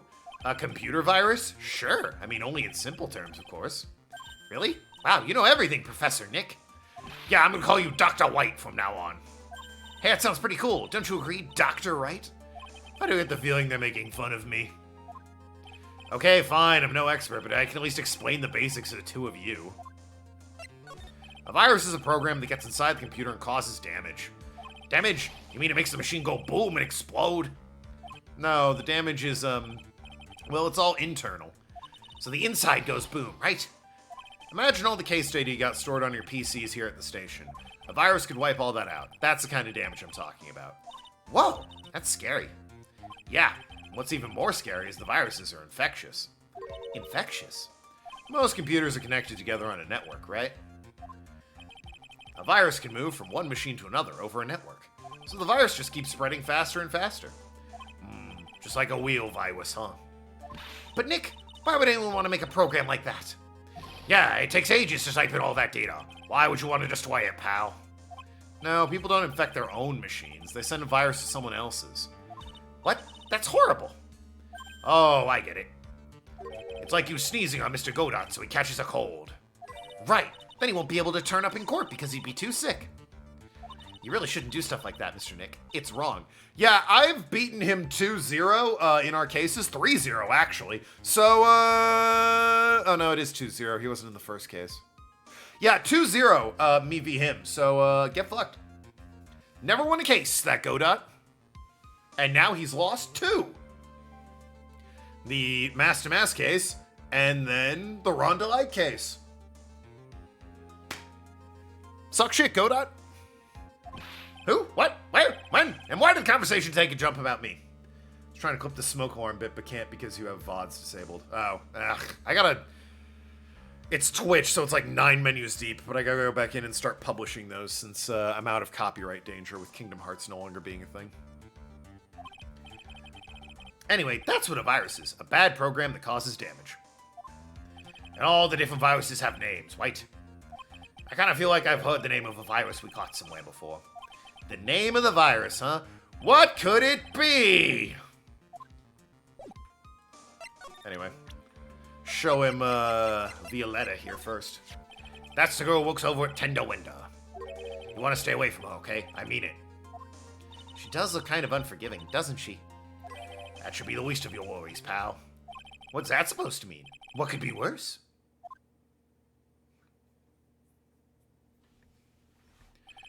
Her name's Viola Cadavawini. Oh, wow. She's the only granddaughter of Bruto Cadavawini. He looks intense. Bruto Cadaverini? Do you know who that is, Nick? Never heard of him. Bruto Cadavawini is the boss of the Cadavawini family. Oh, well, why didn't you say so? The Cadaverinis? That's one scary sounding name. We can't touch them. They're way too powerful for the police. But you're thinking of taking them on, aren't you? No! I don't remember ever saying I was going to. I better get some more info out of Gumshoe on this family. You know, and while we're here... Gumshoe, about this. What? I'm trying to concentrate on Maggie and the virus right now, so I... Ah! This is it! This stupid name! I remember now. I thought so. Here it comes. Don't just nod to yourself and keep me in the dark, Nick. What's going on? It's okay, Maya. You don't have to cry about it.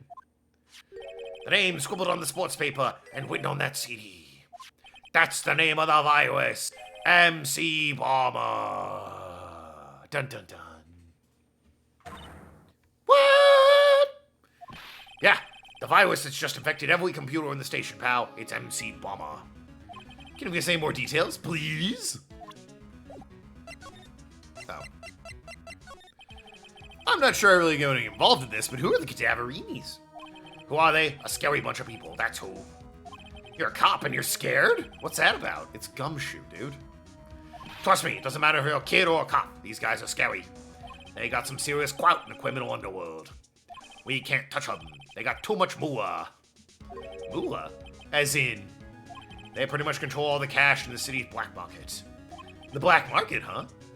And that includes Tender Lender, I take it. Sure, no one stands up to Bruto Cadavawini. And I mean no one. Interesting. So Viola's the granddaughter of some mafia boss, then. Yeah, and everyone knows how much Bruto loves his little girl. She means everything to him. So, how did she end up at Tender Lender? I don't know, pal. But I heard she and the boss at Tender Lender are pretty tight. Tight? That's what it says in a file I read somewhere I read related to Maggie's case. Sounds like a pretty important clue. We already know about the MC Bomber virus from a while back. A group of criminals issued a series of demands to the head honchos of law enforcement. They threatened to release a virus if their demands weren't met. Who are they? I don't know. Some hotshots from the criminal underworld would be my guess. As usual, finger on the pulse of society there, Gumshoe. And now the virus has been released, huh? Yeah, it's in every computer and every public office in the city. Everyone's going nuts. They're hopping around like they're dancing at a carnival. All this stuff with criminals and viruses. It almost feels like we're in a sci-fi movie. Apparently, the programmer who made this virus is a real genius or something. The focus right now is on tracing the route of this virus on the black market. You mean someone put this virus up for sale? Yeah, and because this one's so powerful, they're estimating its price tag in the millions of dollars, pal. Good lord. In the millions? A virus can be worth that much? Content to enter contains a computer virus program. Ah, I can't believe it. I almost forgot the most important thing. And that is, you know, the lunchbox. How'd everything go?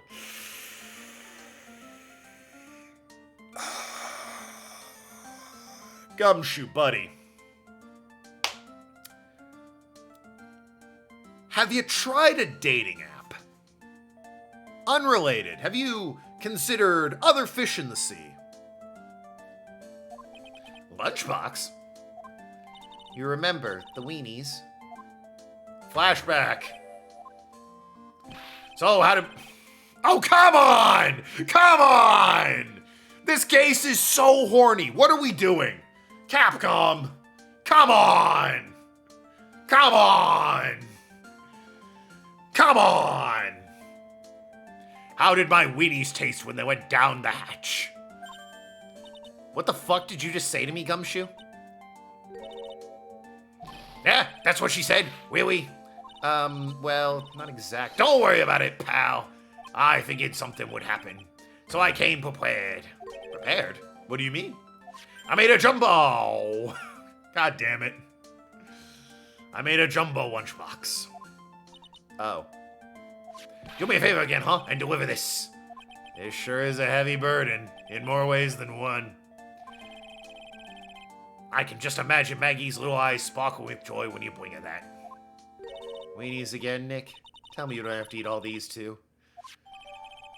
Fill the stomach with love and plenty of weenies. Yep. I can't eat anymore. We'll just be going then. Oh, no Maggie to be seen.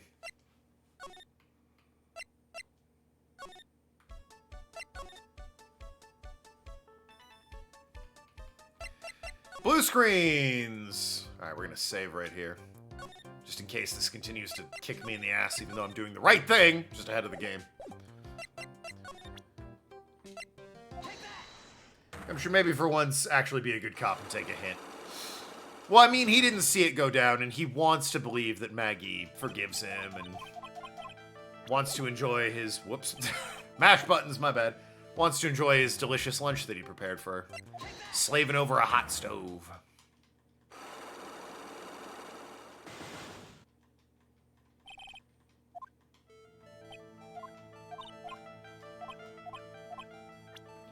Obviously, the lottery tickets. Really annoying that I have to do this every time. I wish I could save progress on these, if I'm being honest with you. It's related because of the lottery ticket.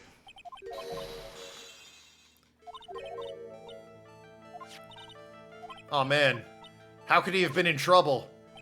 We get to relive this annoyance. Look, here's this calendar telling him to meet with the tiger.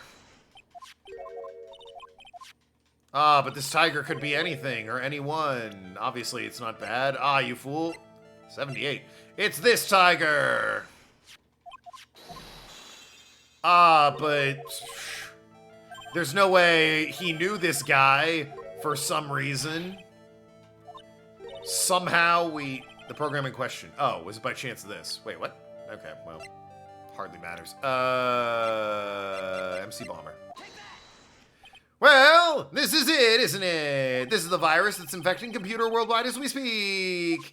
MC Bomber. No. There we go. Ya bitch! Glenn had had more processing power than any computer. Glenn's head, excuse me. But it had been infected with a gambling virus. Glenn was in too deep, and he's trying to keep up above in my head instead of going under. I love Sum 41. Thought I'd just slip that reference in there real quick. You mean he was in debt? Yes. I see you're familiar with All Killer No Filler, the album. $100,000 in debt. Not an easy amount to repay. So, he said he was taking on some extra work. Something a bit risky. Risky? Risky boots, you son of a bitch! How? Maybe it's gonna become a waitress at Tribulations. Yeah, apparently pretty risky. Where do you come up with these ideas? So it's safe to say Mr. Elg was the creator of this virus, huh? The MC Bomber virus? Yes. It was a work of genius, in a bad sort of way, of course, but still genius. Something like that would probably fetch several $1 million on the black market. Inconceivable! Gumshoe was right for a change! The date, December 3rd, that is marked on this calendar. That is the deadline for repaying his debts. Virus made by Elg, potentially worth millions of dollars. Guess we won't be needing these horse race tickets. Losing tickets thrown back on the floor. Use the trash can, Nick! Well then. Alright, off to, Tender Lender? How do I get there? Vitamin Square? Yeah, okay.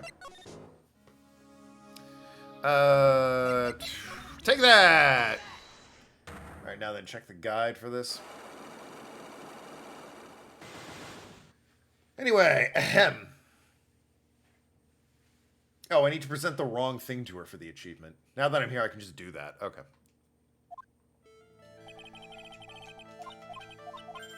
I bet your injury had something to do with this! My attorney's badge! Well... Donuts. Eh?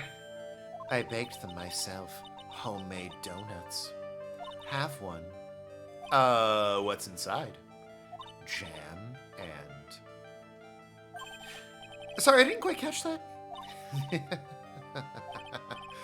Thanks, but no thanks. I think I'll pass. I guess that was a flop. What happened to this woman to have such a huge bandage around her head? Achievement?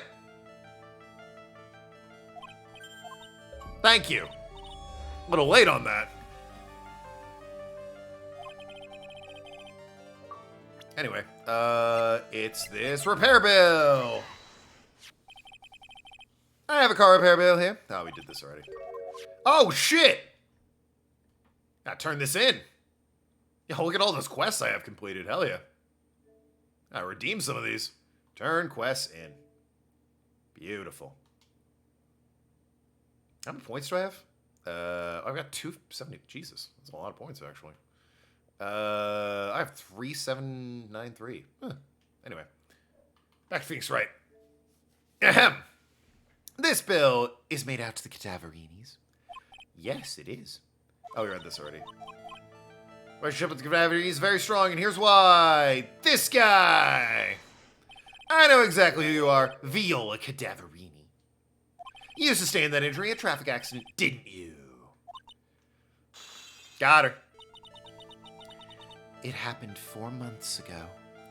I was driving in one of our family cars when someone pulled out in front of me. There he is on his shitty-ass scooter.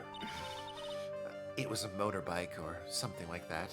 I don't remember much. How did you take the brunt of the injury from this? Look at this scene. Clearly that's Furio Tigre. How did Viola take the damage from this incident? Anyway, I swerved to try and avoid it, but...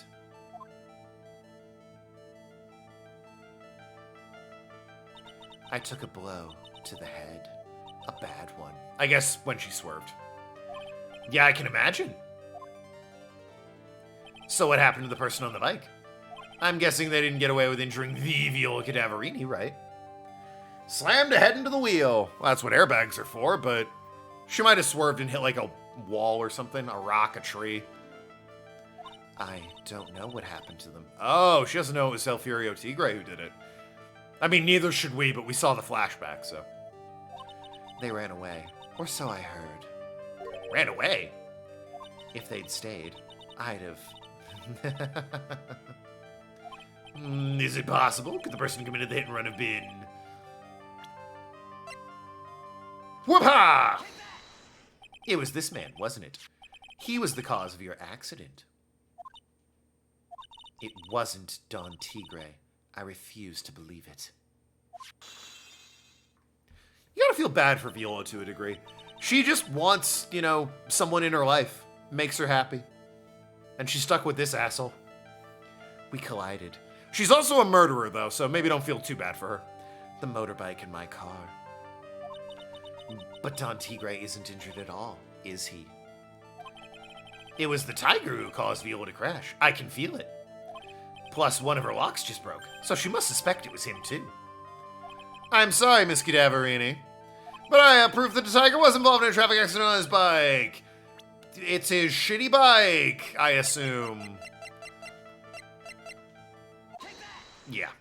It's not exactly a motorbike, but Mr. Tigre rides around on a scooter. For some reason, it's pink and like a Vespa. What? Rides around on a scooter, doesn't he? He's got a solid gold desk, but that's his ride? Like, come on now. And you'll notice the front wheel guard was badly damaged. Miss Cadaverini, you know the truth, don't you?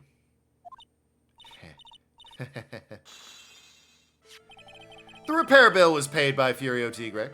The Cadaverinis are known for ages who caused the accidents, haven't they? Have known for ages. It's possible, perhaps. Somewhere inside of me, I know that may be true. I knew it! But Don Tigre still saved my life. The operation was very complicated. It was very expensive.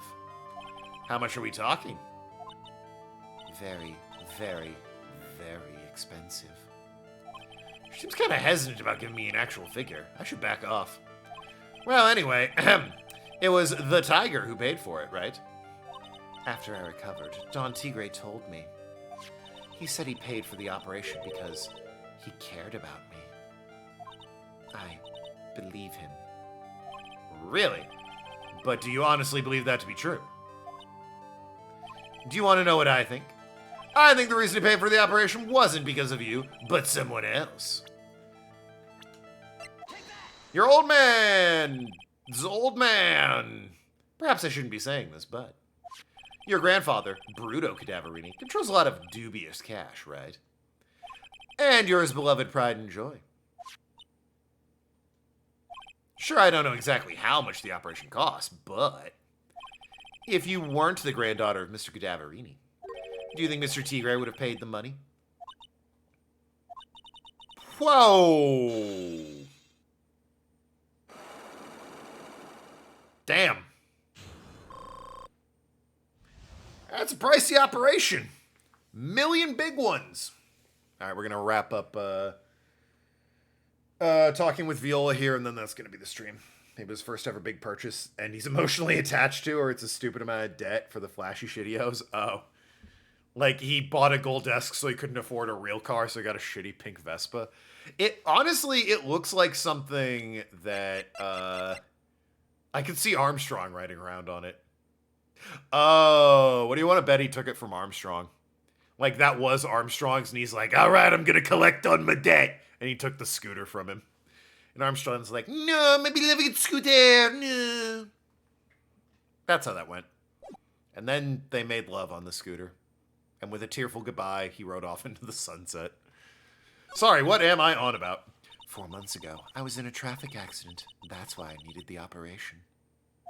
When I woke up, they told me it was nothing serious. A simple procedure. Oh, really?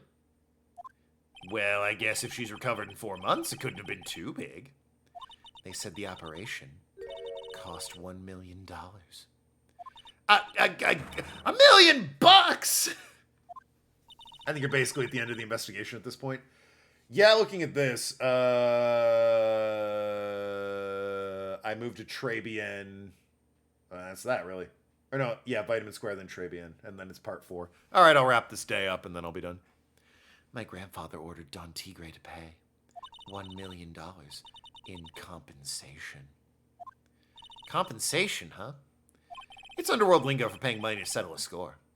Basically, pay or get into some serious trouble. But $1 million bucks?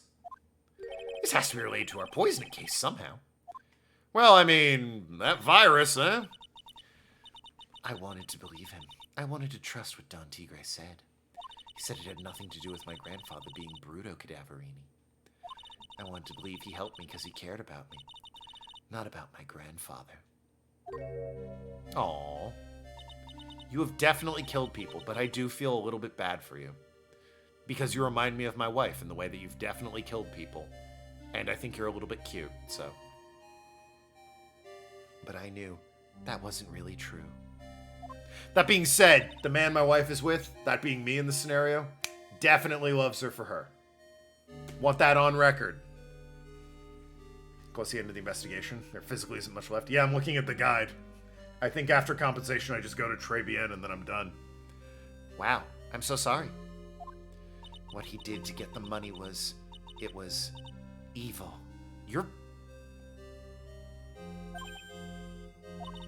He said it was all for me, so I helped him. Oh, are you really not evil? You're just kind of weird? God, you are my wife. You helped him? In what way?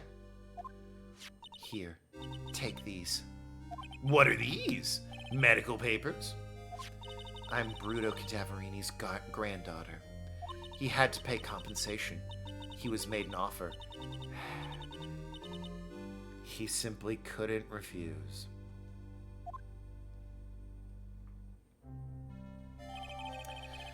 $1 million bill for cranial surgery. Payment was due last year. Oh, this was a while ago.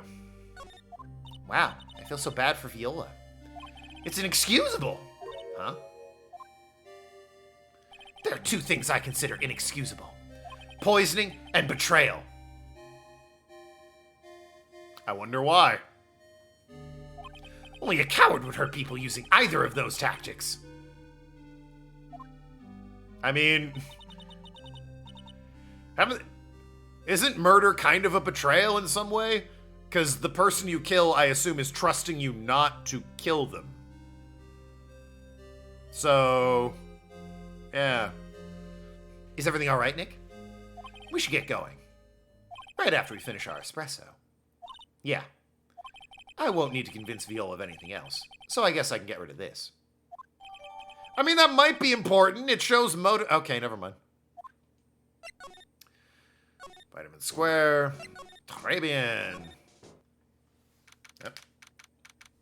She's weird in a creepy way, though. With Big Shot Mafia boss being a granddad, she probably ain't innocent. Well, she certainly is probably aware of several crimes. She might not have committed any, in fairness. Hey, monsieur, I've been waiting for you to return. Mr. Armstrong. Good timing. I was hoping to find you here. We'd like to ask you a few questions. Well, he hasn't got anything to say to yous, fellas. It's Zinniop! Who you calling Zinoopy?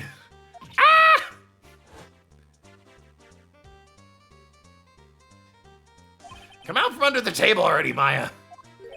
Okay, hand it over. You know, somehow this guy in a delightfully camp and flamboyant French restaurant really clashes with his outfit. His incredibly loud shirt of a tiger eating a dragon. What? You's playing games with me? I don't recommend that. The medical papers now. I just got them. What do you mean? Damn it. Oh, I think he wants Viola Cadaverini's papers back. You mean this? The $1 million medical papers? Miss Cadaverini trusted you. That's why she said that she helped you. Forget about it. The girl's dumber than an eggplant. Oh, wow. Rude. Fuck this guy. You just want to know what's sad? I'll tell you what's sad, and it ain't only her face. She's adorable. What do you mean? Look at her. I'm suddenly the biggest Viola stan. Look at her. She's cute. She just wants someone to hug her and tell her it's going to be okay. You, Claude. She thinks she's got power because she's Bruto's little girl. Now that's sad. She does. You're fucking whooped, my guy.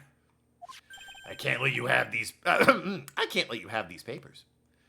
Tomorrow in court, I'm going to expose what you did to get $1 million you used to pay this off. Are you crazy or something? I don't care if you don't want to give it to me or not. There's two of us here. You got that? Two. Armstrong, no! Not with your big, strong arms. Oui. Mr. Armstrong, forgive me, désolé, I cannot argue with him. I got beaten up by Armstrong? No! I'll never live this down. Is that all you's got? I'll be taking those papers now. Armstrong, get that lighter. Wait! Don't take it too hard. Phoenix Wright. The betrayal! That was so stupid. I shouldn't have let my guard down. But the game forced me to come here in order to go anywhere else. It's extremely annoying.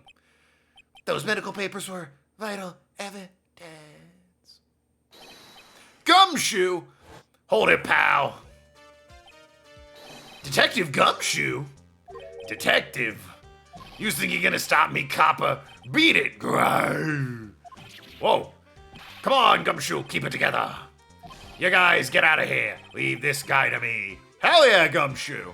But go, pal, and take this.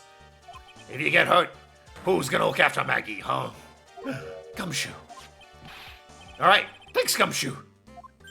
Wait, Nick, don't leave me behind!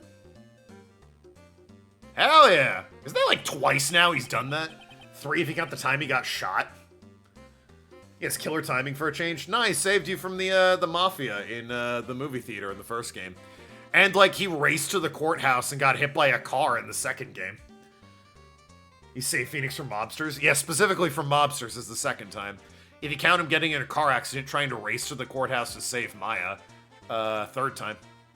That he's, you know, put his life on the line to help you. I'll get even with that guy tomorrow, in court. Tenderlander is going down! He gets a bad rap. Gumshoe's a fucking bro.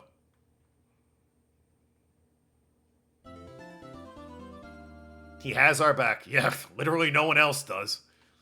You think the judge is gonna run in here and be like, "Stop it, you fiends! I've got a gavel!" I think Godot would have stepped in. I don't fucking think so. He'd been like, "Well, good luck, trite." They walked away, drinking coffee. The son of a bitch. Anyway, that is gonna be it for me. Today, anyway, obviously. Back with this on Sunday. How many parts are in this last trial? 1, 2. All right, so 2 parts to the trial. Hopefully we get Gene Armstrong's awful ass achievement. And, yeah. After that, case 4, the final case. Right, which is that when Tigray appears in court, he'd be wearing the blue suit, leading to the confusion from the judge. That would have been great. That's not Phoenix Wright, I am. Who you gonna believe, Your Honor? That phony, lovable old me, Phoenix Wright. He makes a compelling case, Mr. Wright. What do you mean? Look, I have Maya with me. I do recognize her. But maybe she's confused. She doesn't look very bright. No! First hour is just convincing everyone that I'm Phoenix. Your Honor, his badge is cardboard! Viola dressed as Maya. I don't think she'd do that at this point. Seems like she's kind of given up the goat on that one. Anyway, back with this on Sunday. On Thursday, more Paranormacite. Speaking of detectives and cops and visual novels. Look forward to that. Love you all. Be good people. Have a great rest of your week. And I'll see you then. Toodle pip.